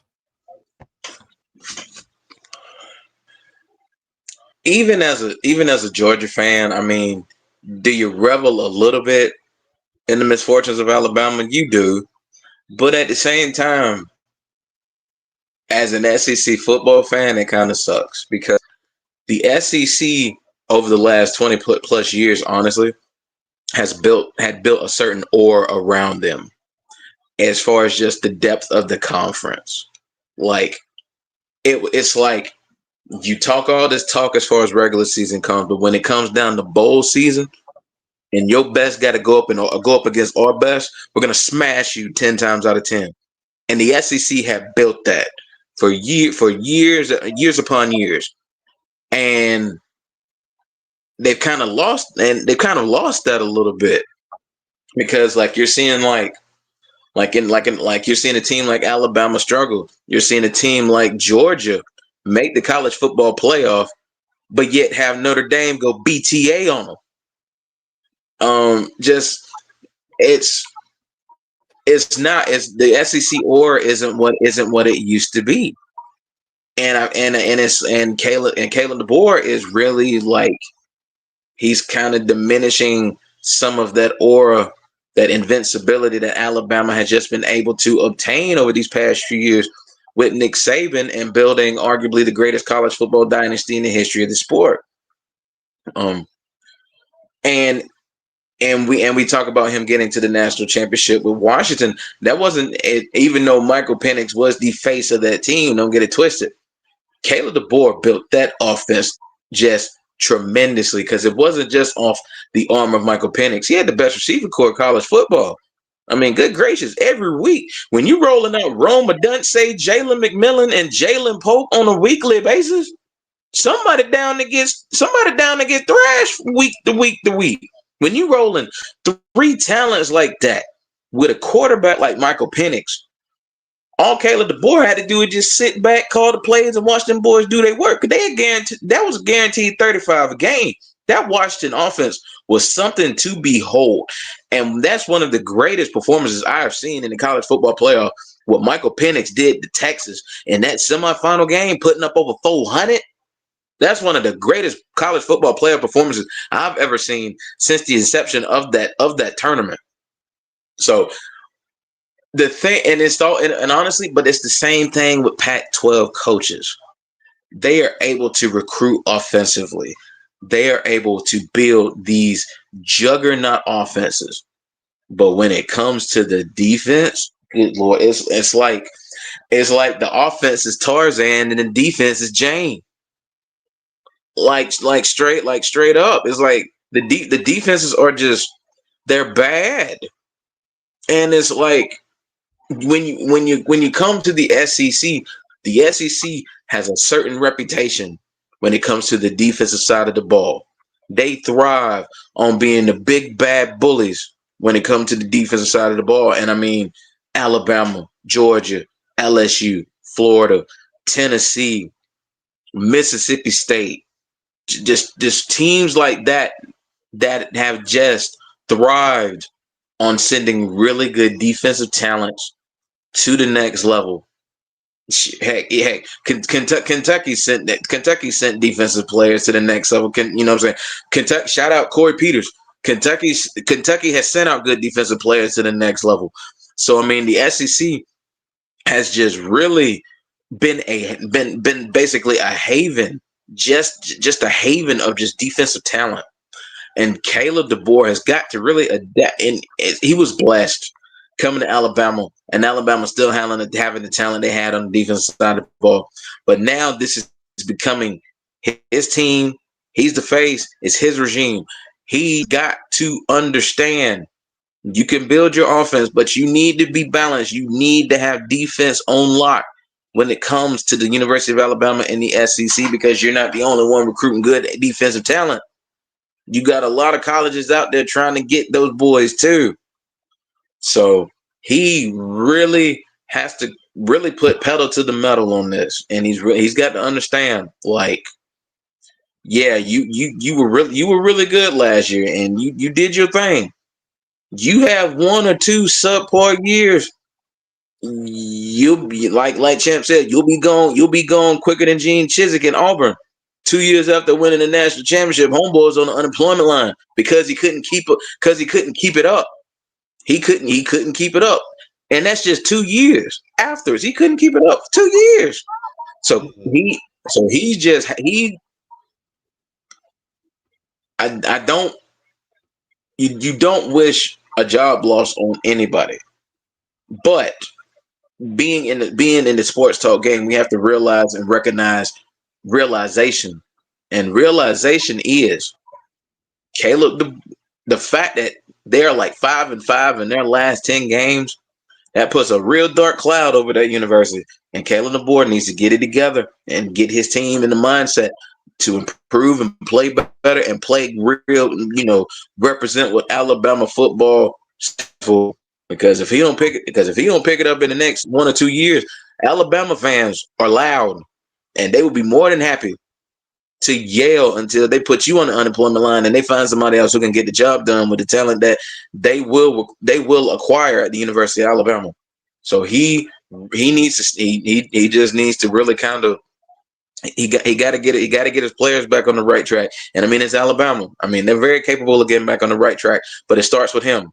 As the head coach, it starts with him, and he's got to get those boys in line, ready to play week in and week out.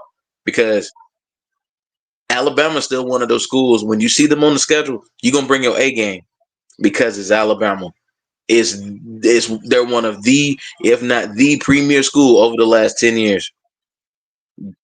Schools are going to come to play them, and he's got to recognize that and get his team ready. Otherwise, he's gonna be right on the unemployment line, and them Alabama boosters gonna be trying to get ready to chalk up 10, 20, or however many $1 million they need to find the next big thing at the head coach position and get them right back to the promised line. Do not think for 1 second them boosters aren't looking at him with a side eye and worried about how this season is gonna turn out. They keeping eyes on him at all times.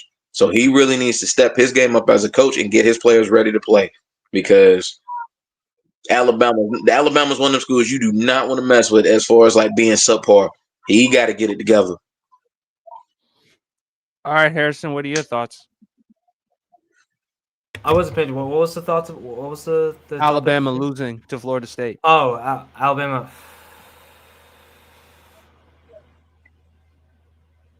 You're nothing without Nick Saban. You're nothing without Nick Saban. You know what? I just felt like this whole transfer, like I know this is all talk, but I know this whole transfer portal, NIL money. This college football, college basketball thing going down the drain ever since. But I'm just happy that Bama's just gonna struggle even more. Going down the drain. You love it. Well, you loving it. You loving it. I listen. You know what? I'm not gonna blame you. I don't blame you. Listen. I fought with college football. Don't get me wrong, but at the same time, seeing Alabama lose, it's like America wins, man. I'm gonna keep it back. I think America wins is when they see the Dallas Cowboys lose. I mean, that's the same thing. I mean, imagine being a Cowboys fan and a freaking Alabama fan. Yeah. All right, fellas. Next topic we got. All right, fellas. Next topic we got to keep it real short and quick. Our NFL picks. All right. Real short, quick. BRF, I'll let you go first. It's Tampa Bay at Atlanta. Tampa Bay is a 1.5 point favorite. Okay. This is the week 1 game I'm looking forward to the most, because this could really set the direction of the NFC South real quick. But I gotta go with my boys. I gotta go with my boys. They beat them twice last year. They were cooking. They were rolling on. They were just hitting on all cylinders with Kirk Cousins before he messed his shoulder up. And I don't blame Kirk Cousins for what he did. He didn't want to lose his job to Penix. But you know what? At the end of the day, sometimes you got to recognize. But I like Atlanta here because it's about Michael Penix setting the tone.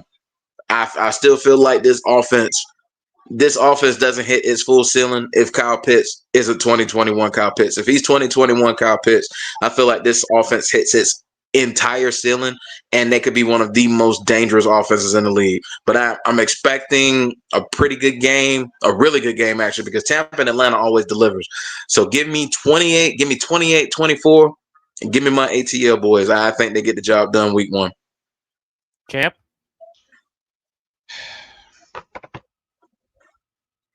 FILA.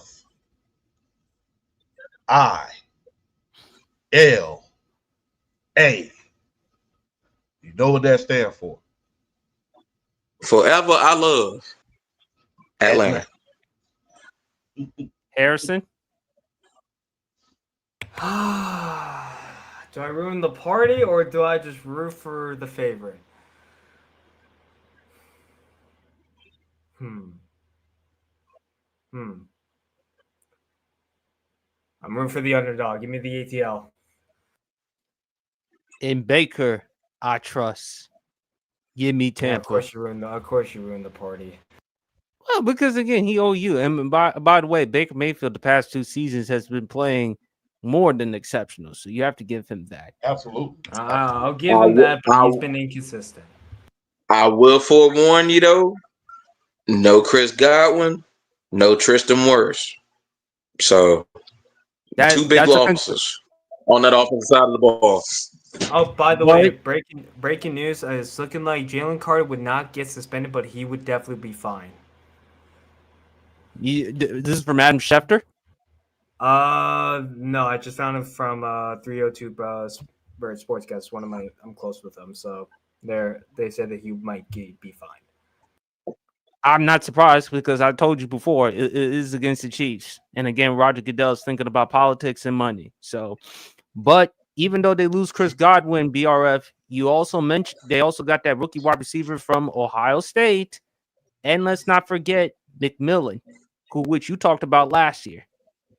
Oh yeah, I was big on Jaylen. I was big on Jaylen McMillan. I wanted the Falcons to possibly get him in the 3rd or 4th round. I was big on him. So when I heard Tampa got him, I'm like, oh yeah, they got a steal. And late in that second half of the year, he after Chris Godwin got hurt, he turned up. So I was high on Jaylen McMillan, and I'm still high on Jaylen McMillan. I'm expecting bigger things out of him this year. So, but yeah, so hey, I'm not gonna knock the Tampa pick because they bring offense. They definitely gonna bring the offense. And the biggest thing is, can the Falcons generate pass rush? And I mean, are they actually going to do it? So I'm not going to knock the Tampa pick. It's going to be an awesome game. Unfortunately, they're not going to have worse, so that's going to be hard though for Tampa. But I still believe Tampa can get it done. All right, I think this is pretty unanimous. Bengals at Browns. Cincy's a 5.5-point favorite. Here's the thing: I wouldn't be surprised if the Cleveland Browns wins this game. Because of I Flacco? do agree. No. The Bengals for the past he would be a big reason. They're 1-11 from week 1 through week 2. 1-11. Don't be surprised if the Cleveland Browns wins this game. And I think that defense is gonna have their time to shine. But the board is unanimous, but I won't be surprised Cleveland wins this game. What's the point spread, PFP? Minus 5.5. Cincy is a 5.5-point favorite. I do see Cincy winning this game though, but don't be surprised if Cincy's defense gives us a god awful amount of yards. Jesus, man. Like Cincinnati wins, but Cleveland covers the 5.5. I can agree on that. Okay. Champ. Cincy. All right, an interesting one right here. Dolphins at Colts. Now, keep in mind, folks, Colts are going with Daniel Jones as the starting quarterback instead of 3rd-year Anthony Richardson. The Colts are 1.5-point favorites. Shout out to Louise. I'm going with the Dolphins. I'm gonna go Miami too. Shout out to Chop Robinson. He has become a delightful surprise for the defensive side for the Miami Dolphins. He's turning into a really, really good defensive end. Shout out to Chop Robinson. I'm gonna go Miami here. Okay, Harrison. I'm going Miami, but I want to see my boy Daniel Jones to have winning comeback player of the year. No, let me just show first. Let me show. I'm sorry. No, don't Miami. do that.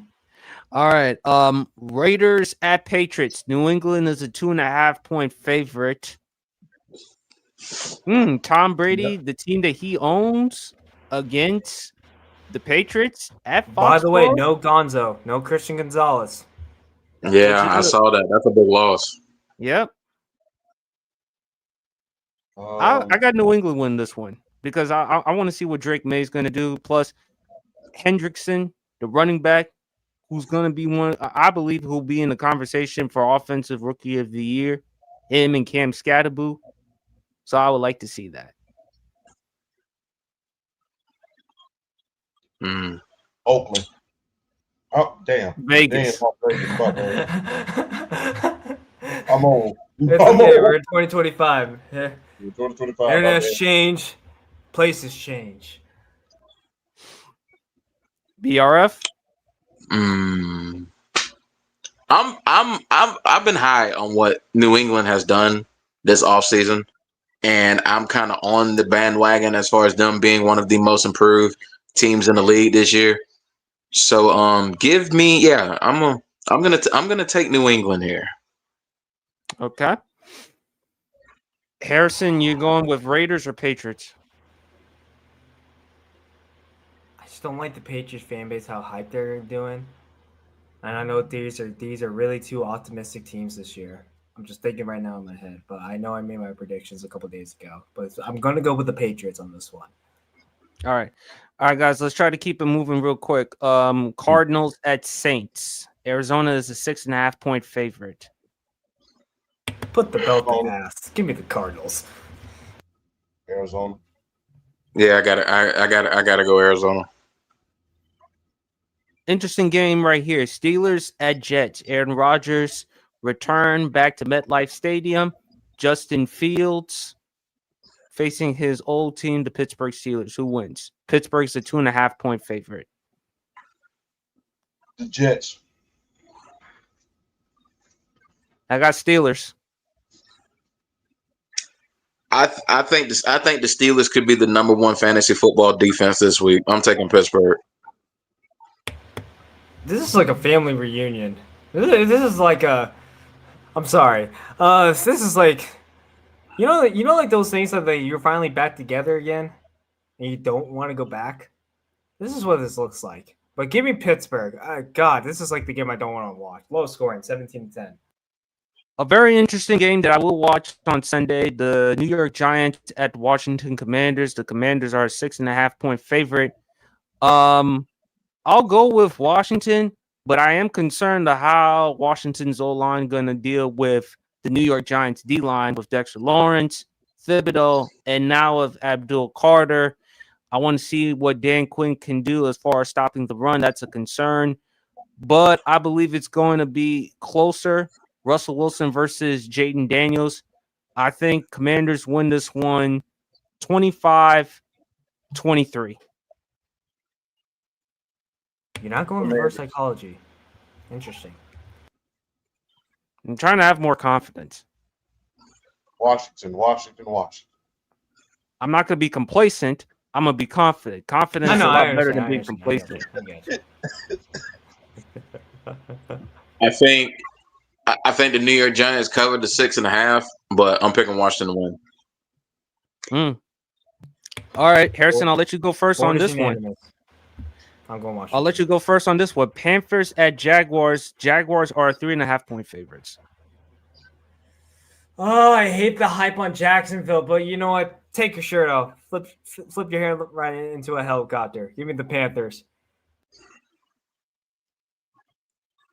I damn sure. I think Champ's going to go with the Jaguars because I damn sure ain't seeing him going to support North Carolina unless if it's the Saints or the Bucks that the Panthers are facing. North Carolina. Come on and raise up. Take your shirt off. Twist it around your head. Spin it like a helicopter. Expose T-Mid. That is the theme for this week. Please. Lord, please. I need a win, please, Lord. BRF? Y'all know how I kind of feel about the Carolina Panthers this year. I think they're low key sneaky dark horse wild card playoff team this year. They're low key sneaky this year. I'm picking the Panthers here. Okay. Titans at Broncos. Denver is an 8.5-point favorite. Cam Ward versus Bo Nix, but I think Denver, is it fair to say? Unanimous? Yeah, They're gonna beat the brakes off them. Denver arguably has the best defense in the league. They're going to go ham on the Tennessee Titans. Straight ham. No, just put them out. It's like that's just like stealing candy from a baby, dude. It's just like I really feel like with that defense going against their offense, it could be like leading the lamb to slaughter. I think Denver's going to do some serious work on the defensive side of the ball this week. I really do. All right. We got San Fran at Seattle. San Fran is a 1.5-point favorite. San Francisco.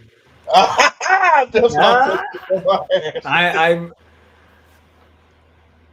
got the old brain. Come on, Darnold. I'm going with Seattle. Oh. It's just a home turf, maybe? Do you believe in Sammy? I believe Sam Darnold. This could actually be an interesting performance from him. If he can get somewhere around 240-something yards, 1 touchdown on the air, maybe 1 on the ground, and as long as he takes decent care of the football, at least 1 turnover, I'll be good with it. And plus, Christian McCaffrey, with that injury, he's questionable. Bro, it's just like this dude cannot say healthy to save his life, man. Yes, Brian Robinson. But again, he's also injury prone, Cham, and that's one of the reasons why Washington decided to move on from him. Interesting fact, though. Y'all remember last time Seattle signed a big time quarterback to a major contract, right? And then they turned He's in Vegas now. Huh? He's in Vegas now. No. Hear me out. Remember the last time they signed a quarterback to a major contract, and then they drafted a quarterback in the 3rd round. You remember what happened to that quarterback, don't you? Russell Wilson. Oh, you mean when they signed Matt Flynn and drafted Russell Wilson? And in reality, that contract that Sam Darnold signed is really only a 1-year contract. They can opt out after the 1st year. They did that for a reason. Yeah, and you got Jake Paul as your wide receiver, aka Cooper Kupp. All right. Give me the Niners. Okay, Harrison's got the Niners. I got the Seahawks. Champ, who you got? San Francisco. And BRF. You know what, PSP? I'm a roll with you on this one. I'm taking Seattle. Okay. Oh, interesting one. We got some interesting games here on CBS. Detroit at Green Bay. And Green Bay is a 1.5-point favorite. It's going to be interesting to see Aiden Hutchinson come back. We don't know whether Michael Parsons is going to play. That's questionable because of the back injury. Zadarius Smith, he's now with the Philadelphia Eagles. So I don't know. I kind of have Detroit winning this one. Close game, but I want to see how Detroit play their offense without Ben Johnson. If they can actually do something without Ben Johnson as their offense, I actually give them a chance. But I'm going to go 23-19 Detroit.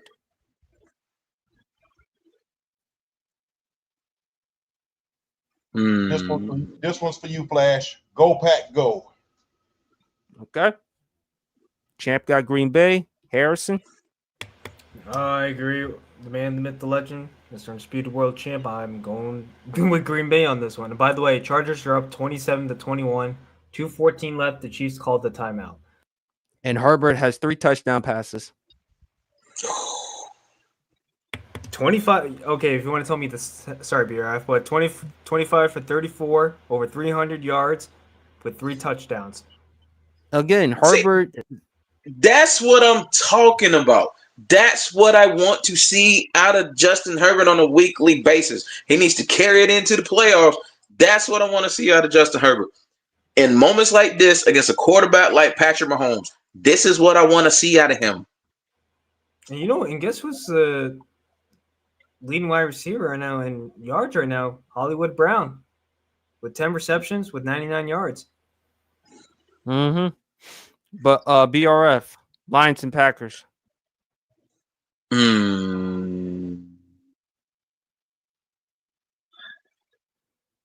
I'm gonna go Green Bay on this too, because it's like I said before, like a trade like acquiring Michael Parsons can really light a fire under a team, under a franchise. And like I don't know. I want to go Detroit because I still feel like Detroit. Like it's the Ben Johnson thing, because I feel like if they can remain a juggernaut with a new guy calling plays, that's just freaky and scary. But I'm gonna go Green Bay on this because I feel like the home field, Lambeau, they're gonna be hyped, they're gonna be ready to roll. I got the Packers. Texans at Rams. Rams are 3.5-point favorite. Houston, you have Nick Chubb, Joe Mixon, injury prone, CJ Stroud without not really much offensive linemen.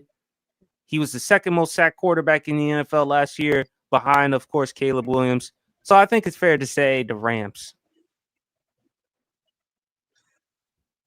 Rams. Yeah, yeah, man, come on, man. Y'all, I'm going Rams. Shoot, man. Matt Stafford's my MVP pick this year. Mm-hmm. Nice. Harrison? Damn, I'm ruining this party right now. Give me the Texans on this one. I'm not gonna lie. I'm concerned about Stafford's back injury right now. I know this is I know we all can agree the Rams are going to win that division this year, but we are really are you guys really concerned about Stafford's back injury? Because look at his history, but right now, but at the same time, is this back really a problem? I'm going the Texans. We'll see the first month of the season how that back goes up. If he holds up in the first month, like this first few games, I think he'll be okay. But like I said, if it holds up and he plays well, like I said, I'm on the Matt Stafford for MVP bandwagon. So I'm staying on until I have reason to jump off. Yeah, PSP, I am going with the Texans on one. I'm ruining this party right now. That's fine. Sunday Night Football, the rematch of the divisional round between the Baltimore Ravens and the Buffalo Bills, and Baltimore is a 1.5-point favorite. Uncle Lamar, bring it home. Josh Allen. Josh Allen.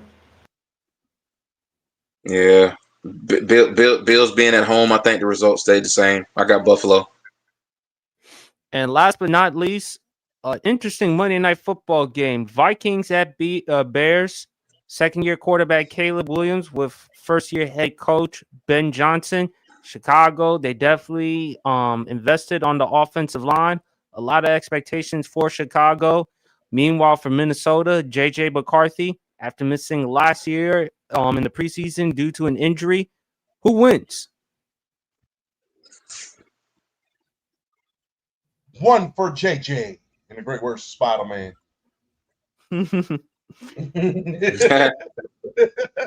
I got Minnesota. Yeah, one for JJ. Harrison?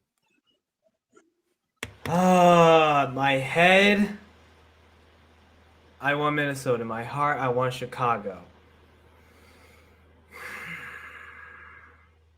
ERF. No, I said in my head. No, I wasn't done. I'm sorry. No, you're good. Give me Chicago. Game-winning field goal. Okay. Interesting. Courage of your convictions. ERF. I think after the offseason Chicago's had, I think they're looking to make a statement. So I'm going to go Chicago. And by the All way, right. the Chargers One. beating the Kansas City Chiefs 27-21. Good. But at the same time, and Justin Herbert, to his credit, he played great. 25 to 34, 318 yards.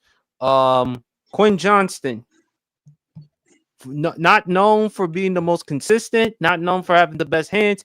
5 catches, 79 yards, 2 touchdowns. Hey, gotta give credit where credit is due. Chargers win this one at Brazil. Hopefully for Kansas City, they bounce back to next week because they've got the Eagles. So it's going to be interesting to see that one. But fellas, my favorite topic on the Sports PSP podcast, babyface or heel. Now, for those who may not know what babyface heel means in wrestling terminology, babyface means a good guy. Heel means a bad guy. And a tweener is someone in between. Appreciate you guys. I'm out here, guys. Go Panthers. Beat those Tampa Bay frauds. Thank you, Harrison, as always, man. Always Panthers a pleasure on having top, you on the boys. phone. Take it easy, man. But fellas, babyface heel. Babyface, good guy, hero, heel, bad guy, villain, tweener, someone in between babyface or heel. So I came up with a list of athletes, celebrities, or other interesting people. And me and the panel, we're going to decide whether babyface or heel. First one, Aqib Talib.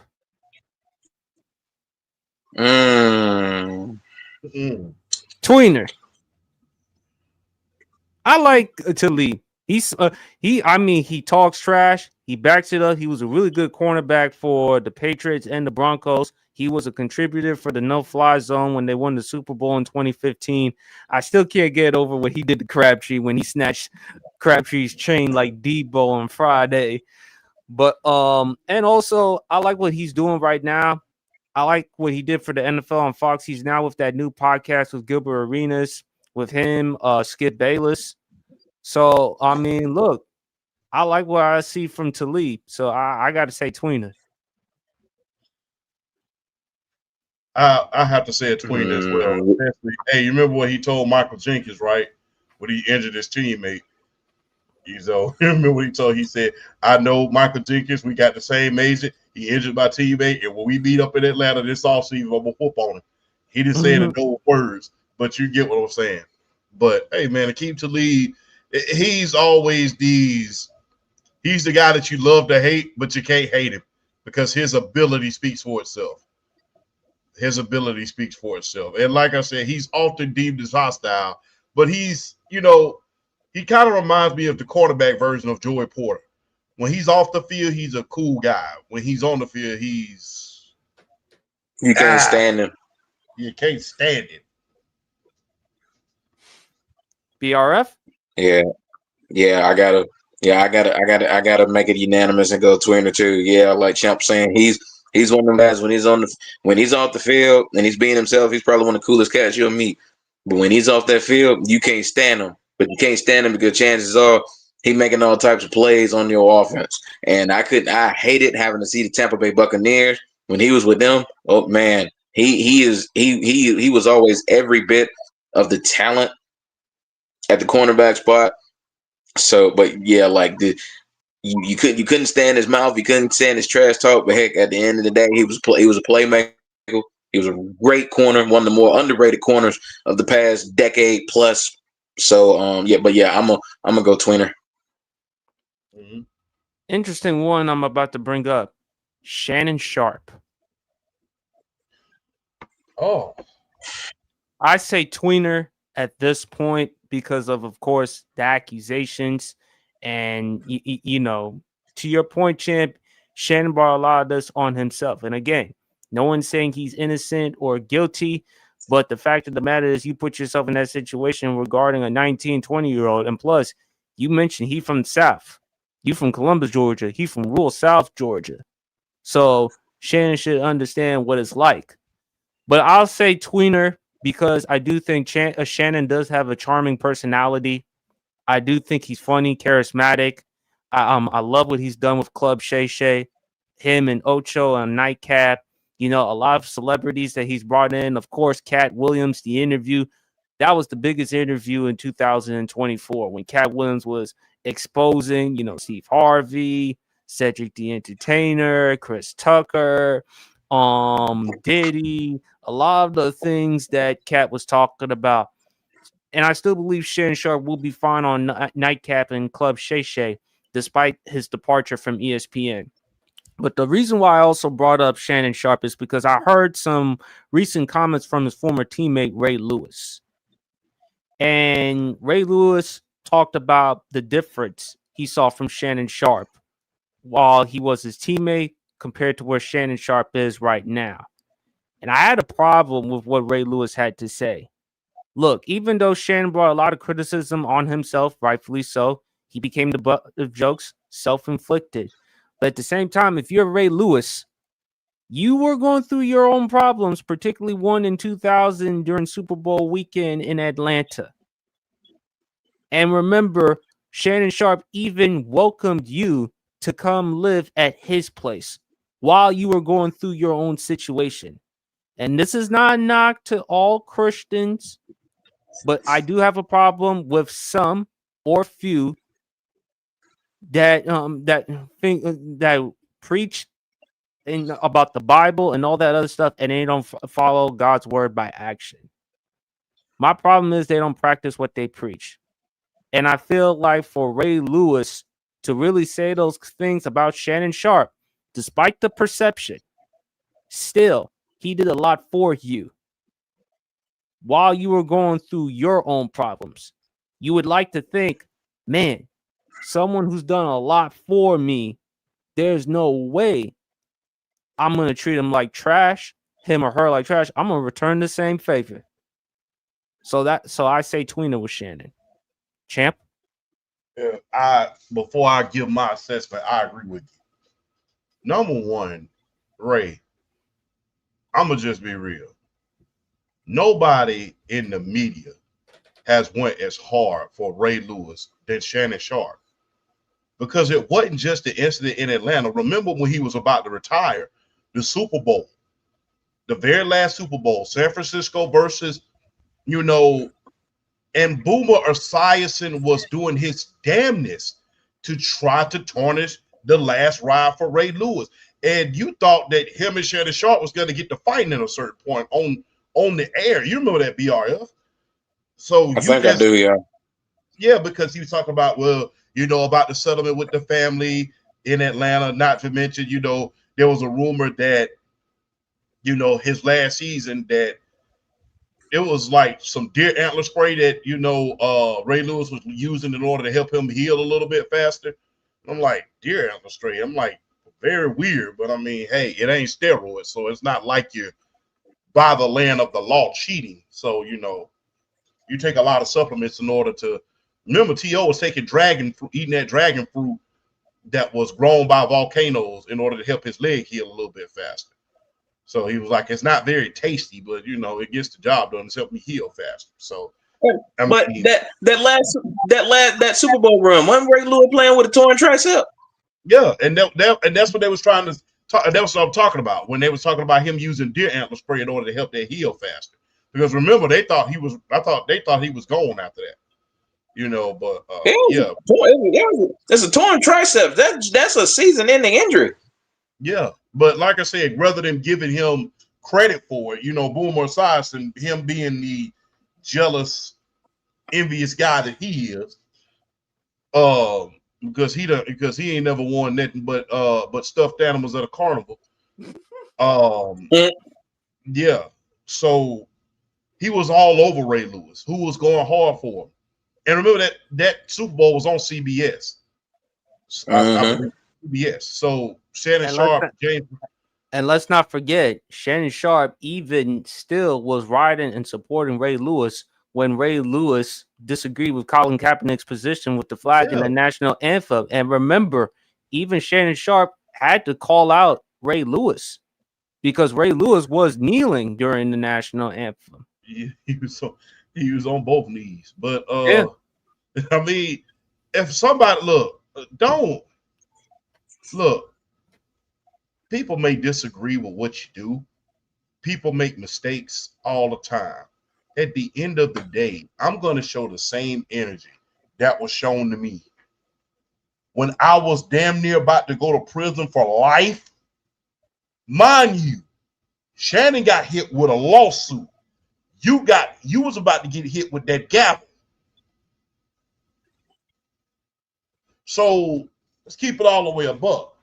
Show the energy in the great words of Mr. Darnell from Lean on Me, starring Morgan Freeman as Mr. Clark, the legendary Mr. Clark. God rest his soul. Give people the respect that you will darn well want yourself. And when you was going through your trials and tribulations, the respect and the honor and the code was given to a T. Shannon Sharp was picking you up from court. He was defending you in the media. Him and Brian Billick was defending him to life. So the thing is, if you have a disagreement with somebody outside of what have you, that's a private conversation, very private conversation. For you to come out and say, because you never said this before he went through this. That's the problem. You didn't say nothing when everything was going good. When y'all, and mind you, I have to point this out. Y'all just made a whole damn documentary together on bullies in Baltimore.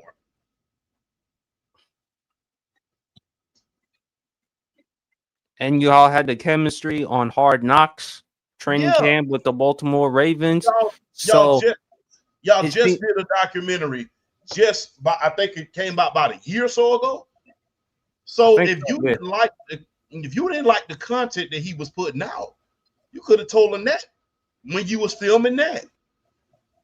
So that's the thing. Y'all could have had that conversation confidential, but the fact for Ray to say that, and again, champ, I want to be clear. I am not knocking anyone who's following the Lord, the Bible, or God, but it seems like to me when they do that, they sometimes forget some of the things that they've done or have been involved with. And for them to speak so condescending the way that Ray did, I feel like, wait a minute, Ray, come on now. You can disagree with Shannon with the things he's been involved with, but at the same time, he supported you when you were going through your own things. So return the same favor. Exactly. And it's not, look, these days, I'm going to just be real. I don't think it's so much as religion. I think it's people in freaking general. Everybody has a tendency to think that they crap don't stink. They don't believe snakes crawl. So guess what? There's a great minister. I will not say his name, but we all know who I'm about to speak of. When somebody you know falls, don't laugh, learn from it. Because Shannon Sharp had his fall, Ray Lewis had his fall. So guess what, man? You got to be more cautious about, granted, for you to be out here with somebody who fresh out of the Civic Center, that being high school, kind of inexcusable. I wish you hadn't done that because that gets you caught up kind of quick. But yeah, you made a mistake, a drastic mistake, cost you millions. But at the same time, show the same energy that was reciprocated to you when you was going through what you were going through. Because that's kind of nasty for you to just, when your boy is down, now you want to say something. And you could tell it hurt Shannon because he didn't even say that in the media. He said people are throwing shots at your boy. He didn't even say his name. He didn't want to, and Ray, look, this ain't the first time he said that. He bashed a lot of the guys kneeling from the anthem. You know, he didn't know my family was in the military. Dude, we fought. So I can say this because I actually am an Iraq veteran. We fought for you to have the choice, not to make you stand. Guys like myself, my brother, my cousin, God rest his soul. 80% of my family is military. We fought so you can have the choice to stand or kneel or even go to the bathroom and not even pay no mind for the anthem.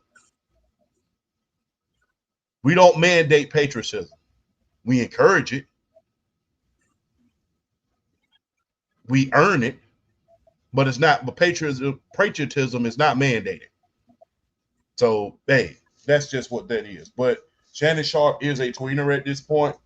I will say that because, and I think it's only because of the allegations. The only reason why we even put him in conversations as far as being a tweener is because of the allegations. Because it's kind of hard to put him in a baby's face scenario when you don't know what happened behind them closed doors. Now, if that hadn't happened, undisputed babyface. But since everything has come out, yeah. So, I mean, but look, big ups to him. Just going to be real. He's having himself, even without these major networks, a whole nother career. A career that has been more lucrative than football and put himself on the map. And look, when Ray Lewis said, you know, Shannon didn't used to drink. Well, hell, when you're a world star athlete, you're trying not to put stuff in your body that's going to hinder you from being that superstar. Hell, I know when I was a boxer, I didn't eat nothing but chicken and rice the entire week. I didn't eat no junk food until Sunday. I ate chicken and rice every single day. So, yeah, when you are playing and you're a professional athlete, you're going to do things a lot different. When you put that uniform up, and plus, liquor is a business. Hell, Ray, you endorse fucking cigars. What are you talking about? Cigars are so dangerous that it kills people that don't even damn smoke it. What are you talking about? So you endorse cigars, but you have a problem with Shannon endorsing liquor? That doesn't make any sense. That don't make no that look, that's just like me eating Snicker bars and saying I don't endorse junk food. Really? Hey man, you should be eating. That's just like me, BRF man. You should be eating them Kit Kats. Pretty sure BRF will look at you And like, you like, and dude, you that's and you have like exactly, yeah, like hold on, you eating the Reese's? What are you talking about? You know? What are you talking about? Boy, I slap the hell out you. You don't get away from me. You don't get away from me. I'm just saying, it's the same Yeah. thing. When you go on Ray Lewis, he endorses cigars. So how in the blue blank are you going to endorse cigars? Man, ain't nothing like a good stogie. Okay, so you endorse cigars that pollutes and kills your lungs, but you're all over me for endorsing me having an alcoholic beverage. Hypocrisy Me or having not? my own, me basically having my own Cavassier, pretty much. Yeah, very much hypocrisy. Yeah, how you gonna talk about me? How you gonna say something when you endorse the cigars? You gonna say something about me just because I got my own Cavassier? Like what? Come on, bro. You give me one of them, I give you the Cavassier. We do that hand in hand. Like, what are you talking about? Yeah, and hold on. I'm trying to find the name of the cigar that he has. Yeah, matter of fact, it's a whole brand. Legends 52 cigars. Yeah. My favorite cigar. So you're getting mad at Shannon Sharpe for endorsing alcohol, but you have your own cigar that pollutes the hell out of your lung and has proven to hurt thousands of people. Like I said, cigarettes and cigars are so dangerous, it hurts people that don't even smoke it. Mm-hmm. But you're criticizing Shannon for endorsing liquor. Did you smoke cigars when you played? Probably not. Wouldn't have been good for your lungs. But now that your playing career is over, now you can smoke a little cigar here or there. So stop it. DRF. Oh, I'm sorry. Here's my thing. If you're going to follow the Lord, practice what the blank you preach. And it also says in the Bible, let he is without sin cast the first stone. Thank you. So please, if you're out here endorsing and smoking cigars and doing your thing, please be quiet when somebody else have a drink of alcohol. You are in no room to judge no damn body. Be quiet. You are endorsing cigars. You're doing the same thing he does. You're doing the same thing. It ain't comparing apples to oranges. You are doing the same flipping thing. You have your own cigar company. He has his own cognac. The only difference is he is a little bit more popular. I find that to be ironic. You're attacking his alcohol when nobody knows what your damn cigars is. Matter of fact, if I didn't probably say it on here, probably none of us would have probably knew what it was. So do the math. It ain't mathing at this point. Sounds to me you're implying Ray Lewis is jealous. Yeah, because why would you bring if you endorse again? It's kind of like me telling y'all don't eat Kit Kats, and I got a book bag full of Reese's and Snicker bars in my backpack. Hey man, don't be eating that, man. That bad for you. But then I'm over here like Professor Clunk, sitting over here doing curls and eating Snicker bars. What the hell are you talking? You would look at, I know BRF would look at me and tell me, what the hell are you talking about, champ? What the hell are you talking about? Exactly. You were like, what the hell are you talking about? You got a book bag full of Snicker bars, bro. And you telling me not to eat Kit Kats? Shut your damn mouth. That's because people, unless you don't contradict yourself, don't say anything. Unless if you're not going to contradict yourself, please don't say anything. Because again, when you criticize someone, but BRF, man, it's amazing, ain't it? Yeah. On it, yeah, like these, the recent allegations with Shannon Sharp are basically like what pretty much makes him a tweener at this point. Because I mean, just like Shannon Sharp, for all intents and purposes, is a genuinely good dude. But I mean, the allegations just they don't help him at all, and it kind of tarnishes him a little bit. And I mean, and he just had you kind of hate that, the people want to take shots at him now because he's kind of got knocked off the perch a little bit. But I mean, we like the growth as far as like him being in sports media. Like you brought up the Cat Williams episode. The Cat Williams episode had one of the greatest lines in the history of interviews, which is still a memeable line to this day. Well, Cat Williams looked Shannon Sharp dead in the face and said, "You have an unhealthy allegiance to losers. That's not like you." I mean, that line is one of the most memeable lines like ever. And I mean, and it's just entertainment value. It's just, just seeing Shannon Sharp everywhere, recognizing him everywhere after his football playing career. And unless he's still honestly, arguably one of the 5 greatest tight ends to ever play the game. So, I mean, he had, just having the career and then the sports media, everything blowing up. But the allegations just don't do him any favors. But I definitely agree with y'all, man. Ray Lewis, the trials and tribulations you've gone through and the things you've had to go to get through to be the man that you are today, and for you to come out and like downplay anybody is not becoming of supposedly a man of God. Because as somebody who's a Baptist myself, even though I'm more of a free thinking Baptist, but I still live by his word. But I live by his word from a sense of, I know I'm not perfect.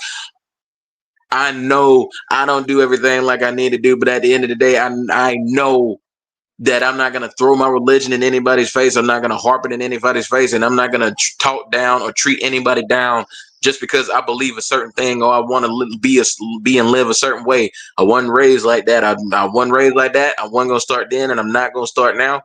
So it's kind of unbecoming of somebody like Ray Lewis to downplay Shannon Sharp, especially how nobody has gone to back and gone to war for you in the media more than Shannon Sharp, just like y'all both mentioned. So Is Shannon Sharpe a tweener at this point in his career? Yes, he is. But at the same time, let's not downplay all the things. Shannon Sharpe has done for Ray Lewis to basically keep him on his pedestal as being recognized as the greatest middle linebacker of all time, and just things he's going through. I wasn't cool at all with Ray Lewis saying that about Shannon Sharpe, the way Shannon Sharpe had his back. But yeah, Shannon Sharpe at this stage right now is definitely a tweener. But I want to see him come back as long as the allegations aren't true. If the allegations are true, bro, you got to eat that. You got to eat that L, and you got to take it if they're true. But yeah, at this point right now, he's definitely a tweener. Last one. Cartoon. Peter Griffin. Babyface. Babyface, man. You know what? Look, I'll just leave it at that, man. Babyface, man. Look, Peter Griffin, big man. Why? Because you the black Peter Griffin? No, but I like that shit. That's cool. I like that. But Peter Griffin, man, look, silly. Silly? Yeah, silly. silly. The man bought a tank and ran down Joe. Look.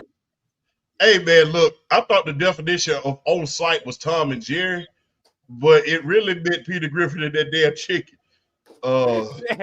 Yes. And look, man, Peter is I can't stop smiling and laughing because man, every time I think about something, it's funny. I'll never forget the sword fight that he had with the president. So that was the funniest. That was the funniest thing in this world, you know. I'm still tripping off of Black Peter Griffin. I'm still tripping off of that. Oh my god. I like that though. That's cool. I mean, I take this. This is cool. I like that. But Peter Griffin never looked this good. But you know, it's gonna be real. But well, man, I mean, Peter Griffin is he'll probably say in response, "I got a beautiful wife in Lois." You know what? You got me on that one for now. For now, I emphasize for now. BRF. Oh my gosh. All right. This is one cartoon character I am proud to say is a babyface. This is one cartoon character I'm proud to say is a babyface because you tried to get me with the Uncle Ruckus and the Stink Meaner. You tried to get me with both of them. They are heels in their own respective ways. But Peter Griffin is a babyface. That's because you don't like Ruckus and Stink Meaner because of their hatred for black people. What? Yeah, but they hate him in different ways though. Uncle Ruckus don't know what he is, and Stink Meaner is just trifling as hell. I mean, I'm just saying they have their own methods. Look, like Peter Griffin is just that fun. He's a fun-loving yet clueless individual, but yet I mean it's just there's a certain just funny aura around him that you just can't help but love as far as like the cartoon characters of the world are some of the greatest cartoon characters that have been put on the television screen. And Peter Griffin is like right up there at the top, man. Come on, man. You can't, even if you can't necessarily do the voice impression, you can't help but to do the laugh. I mean, that laugh is unrecognizable. Come on, man. You hit the segment and I just hit you with the yeah. I mean, you can't help but do the laugh. Listen, so if you want impersonations, talk to Broad Sports. He does an excellent impersonation. His Cartman. Oh. Yeah, Cartman. That is amazing. His Cartman is legendary. Yes, his Cartman is so great. But Peter Griffin is a babyface, man. He's given us so many moments, like Champ talking about all the fights with the chicken, and then one of my favorite episodes of all time when he couldn't walk down the stairs straight. and he fell down the steps like 3 or 4 different times in the same episode. And he to the bottom, and he just grabbed that knee, and he ah ah ah. But yeah, Peter, come on, yeah, Peter Griffin is a baby face, and he is one of my all-time favorite animated cartoon characters that I've grown up watching, whether it was him or The Simpsons or Ren and Stimpy or Doug Funny. I just have like a who's who as far as like my favorite cartoon characters of all time. Peter Griffin is up there for me. He's a baby face for me. One of my favorite Peter episodes was Patriot Games. That was also the episode when Stewie beat the shit out of Brian because of the celebrity boxing bet, but also Peter's opportunity to meet Tom Brady and play for the New England Patriots. Oh, that episode. There was a certain flashback to which Lois mentioned about Peter regarding a wax sculpture. Do y'all remember that? Yeah, I remember, but I'm kind of staying silent on that. I'll let you see it. Yeah. That was crazy, though. That was crazy. Wild as hell. But that's Peter, though. The only problem I have with Peter, why does he hate Meg so much? I don't know. I think they all deep down. I think they all deep down secretly hated Meg. I don't know why they hated Meg so much. I really don't. And yeah, exactly. Why we hating on Meg? And let me tell you something.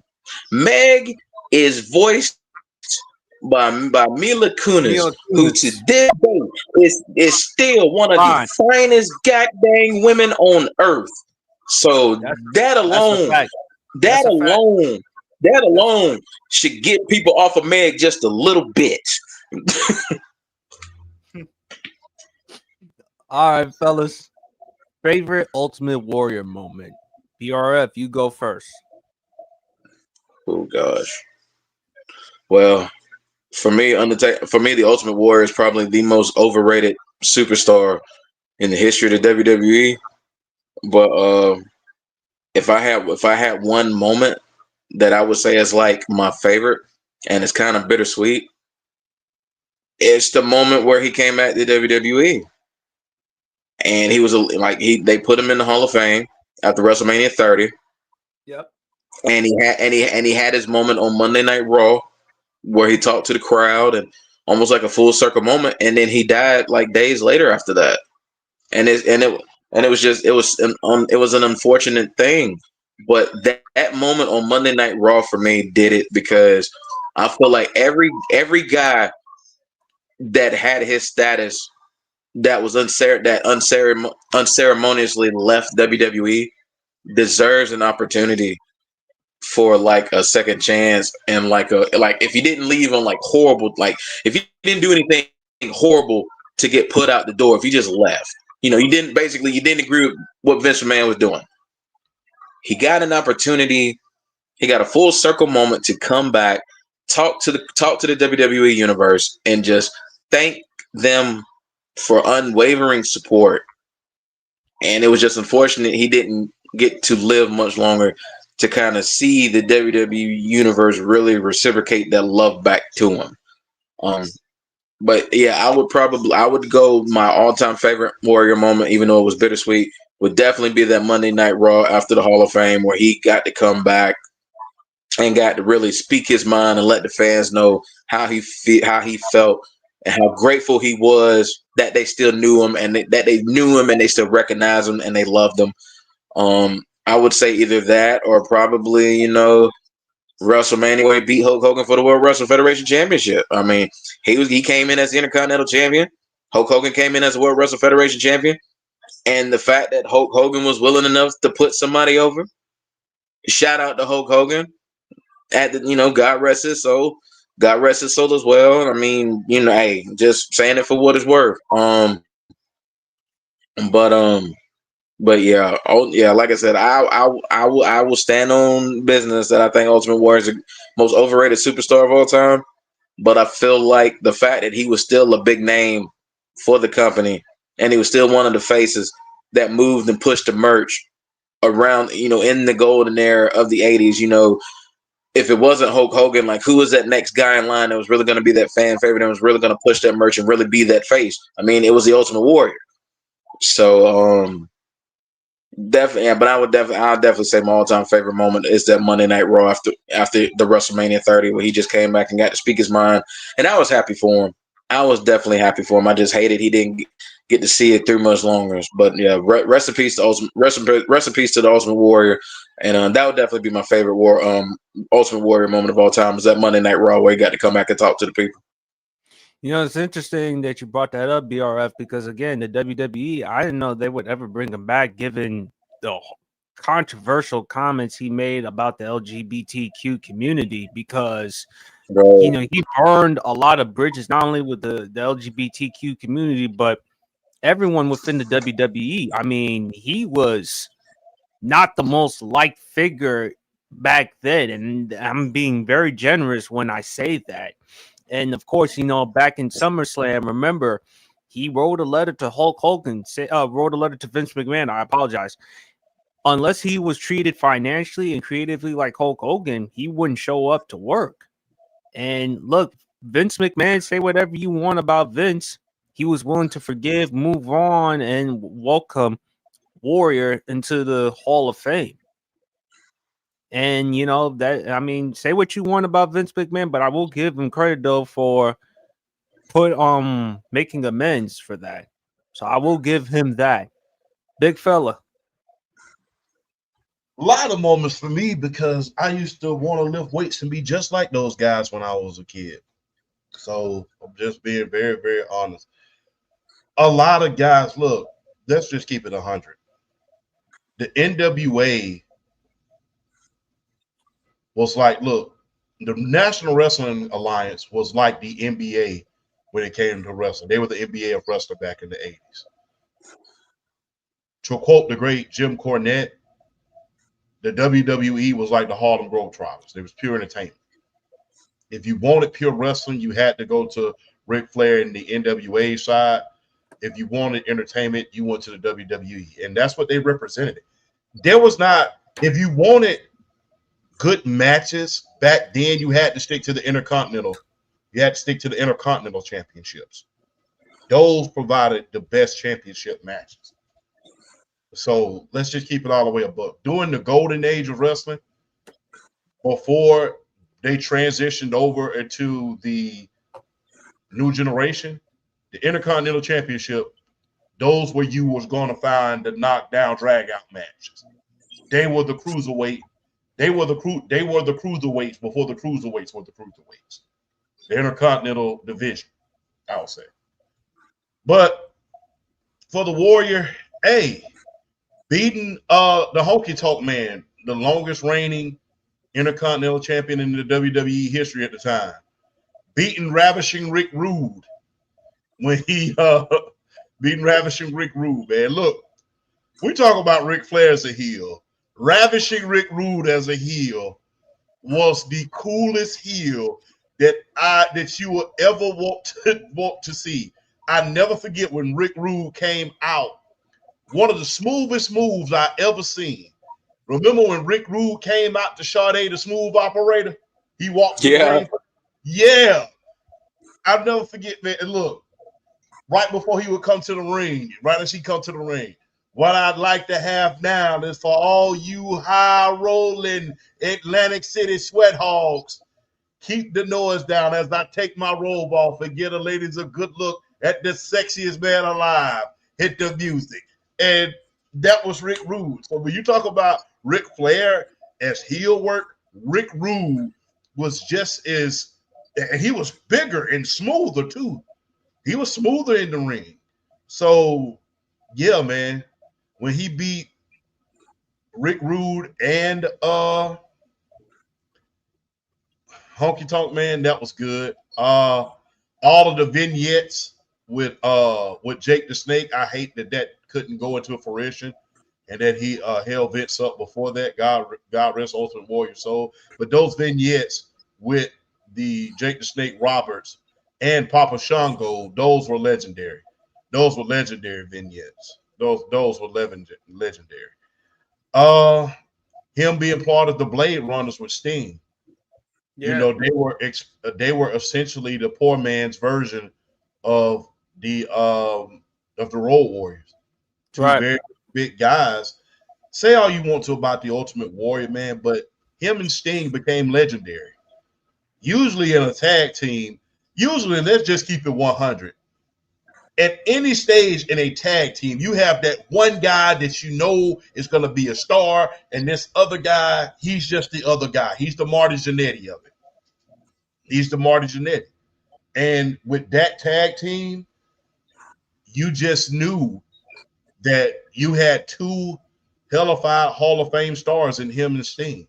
So seeing him and Sting be the Blade Runners, Fall Brawl, although it was kind of uneventful when him, Roddy Piper, and DDP teamed up to take on Team NWO and Team NWO Wolfpack, had Hogan running all out of the ring and all types of stuff. Man, Warrior, thank you very much for my childhood, man. Look, I know I'm kind of speaking through the lens of a child at this point because, yes, he wasn't the greatest wrestler. No, he wasn't. Based on, a lot of locker room talk by the late, great Bobby the Brain Heenan, a little bit of everybody. He wasn't the greatest locker room guy. But I'm speaking through the lenses of me being a child. When I looked at the Warrior, when I looked at guys like that, like Tony Atlas, that made me want to get my ass up and go to the gym. I didn't want to be built like the football players or the basketball players. I looked at the wrestlers and said, I want to see veins sticking out of my arms. So at one point, it was almost like that. But yeah, I wanted to be like those guys. And look, if I could have it my way, I was a little bit taller and I wasn't 6 feet nothing, I would still want to become a wrestler. But I'm too old at this point. And guess what?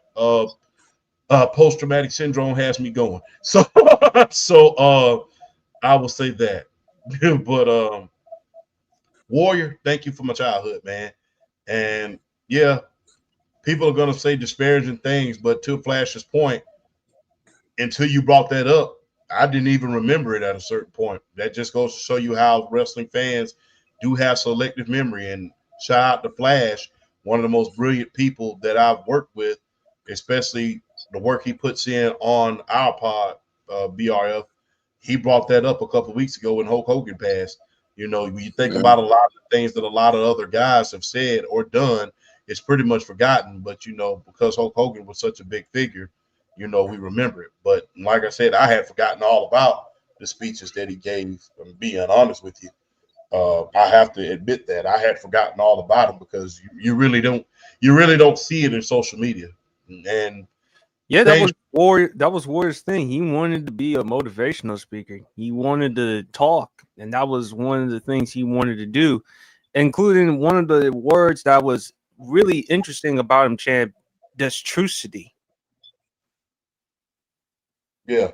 Like you could be true to who you are while at the same time accomplish your goals. Yeah. And he had a lot of great points. I mean, as far as destrucity was concerned, I believe he was a little bit ahead of his time. He was a little bit ahead of his time. He was very, very smart, but I don't think the world was ready for what he was trying to bring as far as, his wrestling is concerned. Now, as far as his political views and stuff like that, yeah, you need that where that. But, hey. he brought that on himself, kind of like with Hulk Hogan, with all the other things. But at the same time, like you said, Champ, hey, if someone dies, look, he already dealt with his day of judgment. Yeah, he already did it with his judgment. He on the day of judgment day. Look, I'm gonna just be real. On the day of when the day I got to go see the judge, when I go see the judge, and he ain't finna ask me about what the hell Hulk Hogan had to say. He gonna ask me what you doing. What the hell was you doing out there eating all that damn food I told you not to eat? So that's just being real. So that's just how it goes. But that's the thing is, and look, man, whatever happened to respecting the dead, bro? I mean, there was a time where once a person passed away, you let it go. It's like they're no longer here to defend themselves anymore. Nowadays, everybody wants to speak still. But I digress. Look, No, but that's a valid point, Chip. And to your yeah, point, let's respect the dead. They're gone. They, like I said, they're not here to defend themselves. They're already meeting the judge. They're already meeting the judge. They say when you pass and you leave this earth, you go and meet your judge. You're meeting your judgment. So you're going to meet the judge already. So I mean, whether you and who's to say, hey, and who's to say, who are we to say that one sin got you thrown into the darkness? Who are we to say that? I'm not going to say that. All the dumb shit I did, no. No, I'm not going to say that. So, no, but Champ, but and also to BRF's point, even though you and I we don't feel that way, but BRF, I can understand how BRF feels about Hulk Hogan or Terry Bollea, the human being, the person, just like how some people can feel about Jim Hellwig, the person, because what he said about the LGBTQ community, I thought it was deplorable. But and I want to throw a quick point in real quick as far as Hulk Hogan concerned. I think a lot of it, as far as like black people, why they feel the way they do about Hulk Hogan, the way they ride with Jeff Hardy. At one point, they rode like that for Hulk Hogan. They rode like that hard for Hogan. So it's like when that came out, as far as stuff he said, it almost felt like he betrayed him. You know what I'm saying? So that's probably why a lot of those feelings from black people to Hulk Hogan were what they were. Because black people, they loved them some Hulk Hogan. But then that came out and it's just like, man, you too. So I think that's a lot of the disdain. That's where a lot of the disdain came from. It felt like an act of betrayal. Like, dude, you were a lot of our childhood, but yet you feel this way about us. So I think that's a lot of it as far as like the Hulk Hogan situation is concerned. Because black people, they roll with that man. And then that came out and it just felt like, oh man, well, there he goes. So you know what I'm saying? Well, but Warrior, one thing I did like about Warrior, the Thunder Buddies. And the things as a kid, with the cartoon stuff, that was kind of cool. And watch the episode on Vice's Dark Side of the Ring, The Ultimate War. I'm gonna watch that right after we finish the pod, man. It tells you a lot about Warrior, not only as a human being, as a person, but also everything that he was going through in his life. But big ups. Last but not least, fellas, favorite Ciara track. Champ stole the one because he included it for Rod. I love Rod. That's my favorite song from Ciara. I love Promise. Although it's an interesting one because it's involving 50 Cent. I can't leave him alone. I mean, the music video with her and 50, that still to me kind of weird in some kind of way. But I love Ciara, her dancing, her talent, just her drive, man. And shout outs to her and Russell Wilson because they living their best life. They're doing wonderful things. So also Ciara from the A. Shout out to the great Jazzy Faye. Of course, and 1-2 Step. I love 1-2 Step with her and the great Missy Elliott. So those are my favorite tracks from Ciara. But big fella. Hey, look, I'm just gonna be real. Look, everybody calling Russell Wilson corny and stuff like that. Hey, based on what we're seeing right about now with Young Thug and all of these rappers just coming out of Atlanta, isn't it cool to be corny sometime, baby? That's why I called you the Black Peter Griffin. Isn't it? No, I'm just asking. Isn't it cool to be the family man now? When you rather go home to your family than be labeled a snitch? Unfortunately, he's still going. Unfortunately, Champ, perception is reality. People still going to criticize Russ, though.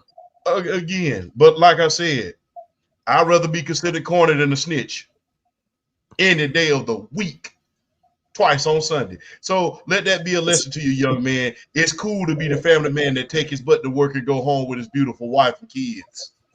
Especially when you Take come that home to Ciara every night. especially. So yeah, so let this be a lesson to you, all your little cool friends. This week has personified anything more than this. What happened to your cool friends, and this what happened to the little corny guy. He gets the beautiful wife and gets to go do all the fun stuff that you wish you could do while you sitting up there, your reputation being tarnished. So yeah, people can talk about Russ all they want to. Yeah, who would you rather be right about now, Russ or a young thug? I would rather be Russ any day of the week. Ciara, goodies. That one was good. Ride is good. Used to do jump rope to that song a lot back when I could still jump. But Oh,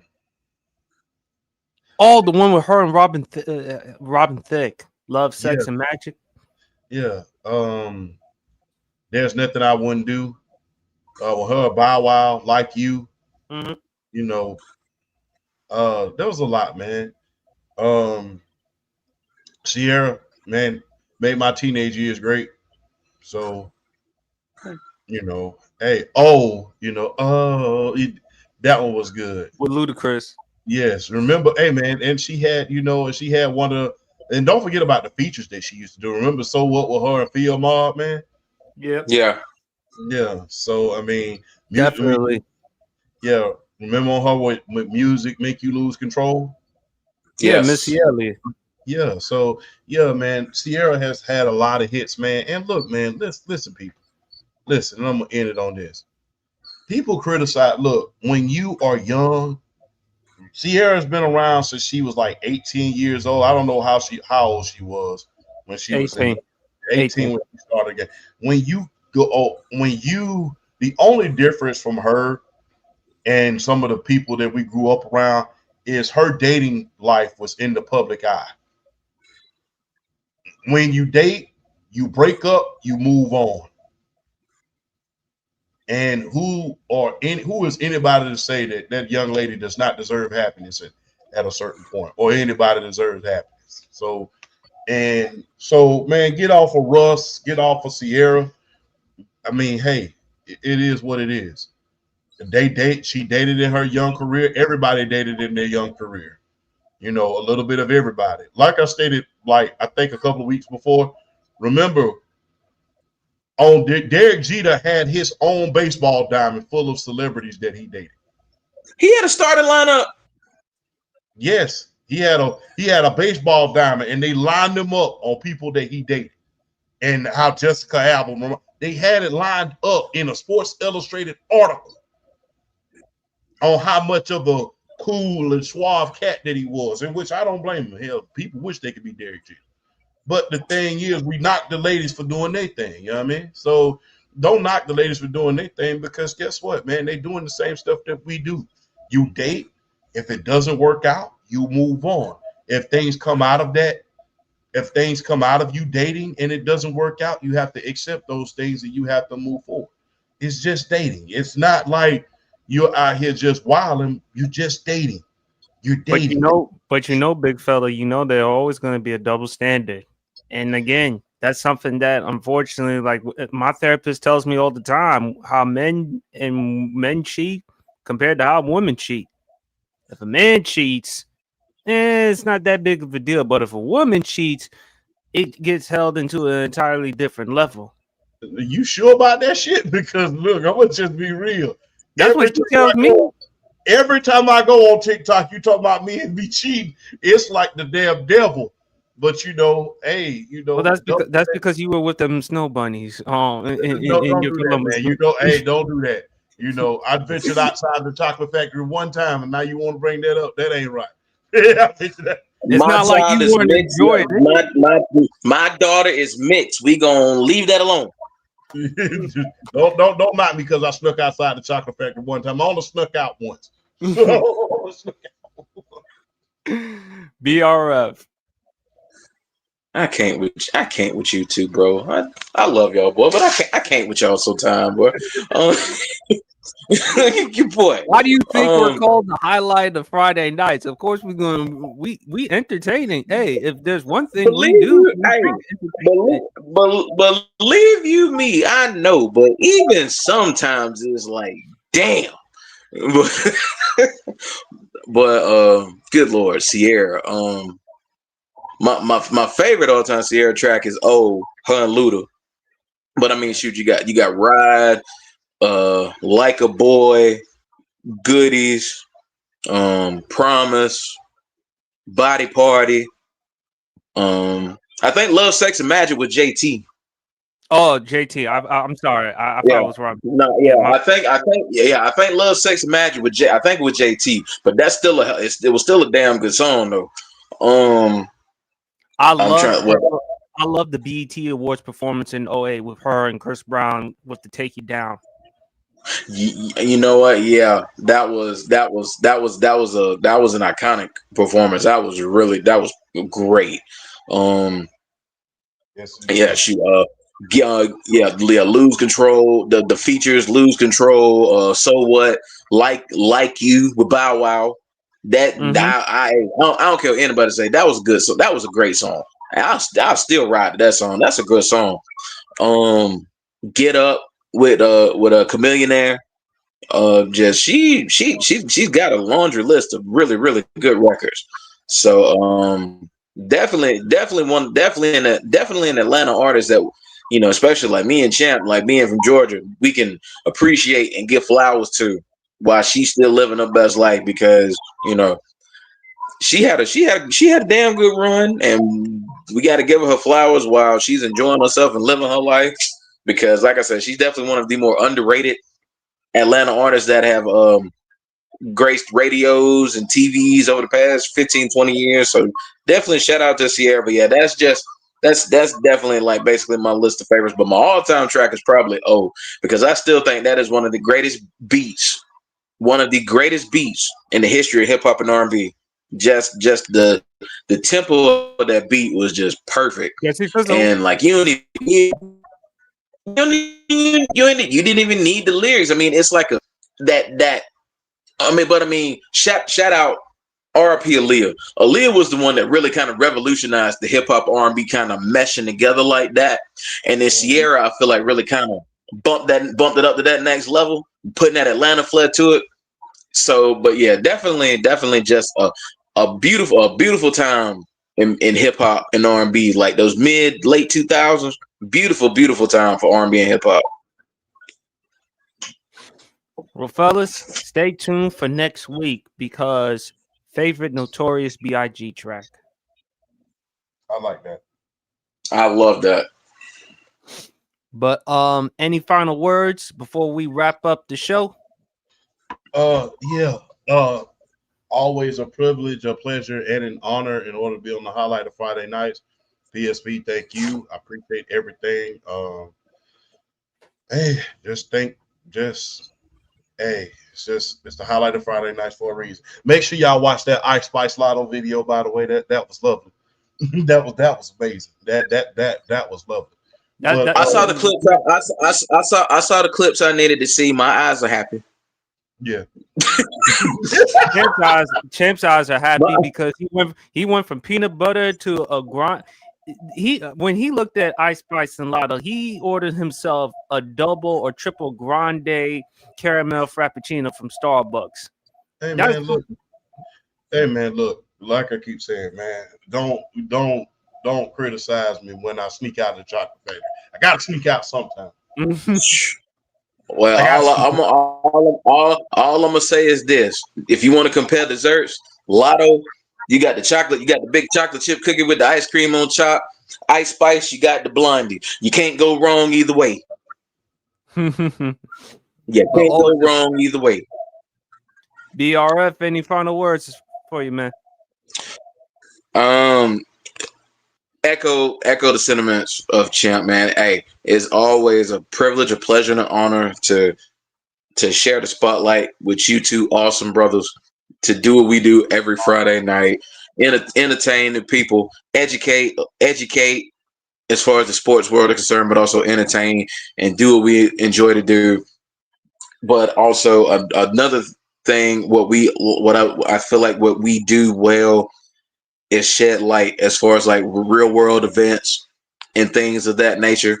And I want to I want to send prayers and condolences out because us being all hip hop heads, one thing we hear a lot about as far as rap and hip hop is like the style, like the clothes, the shoes, the jewelry, just the fashion nature of that.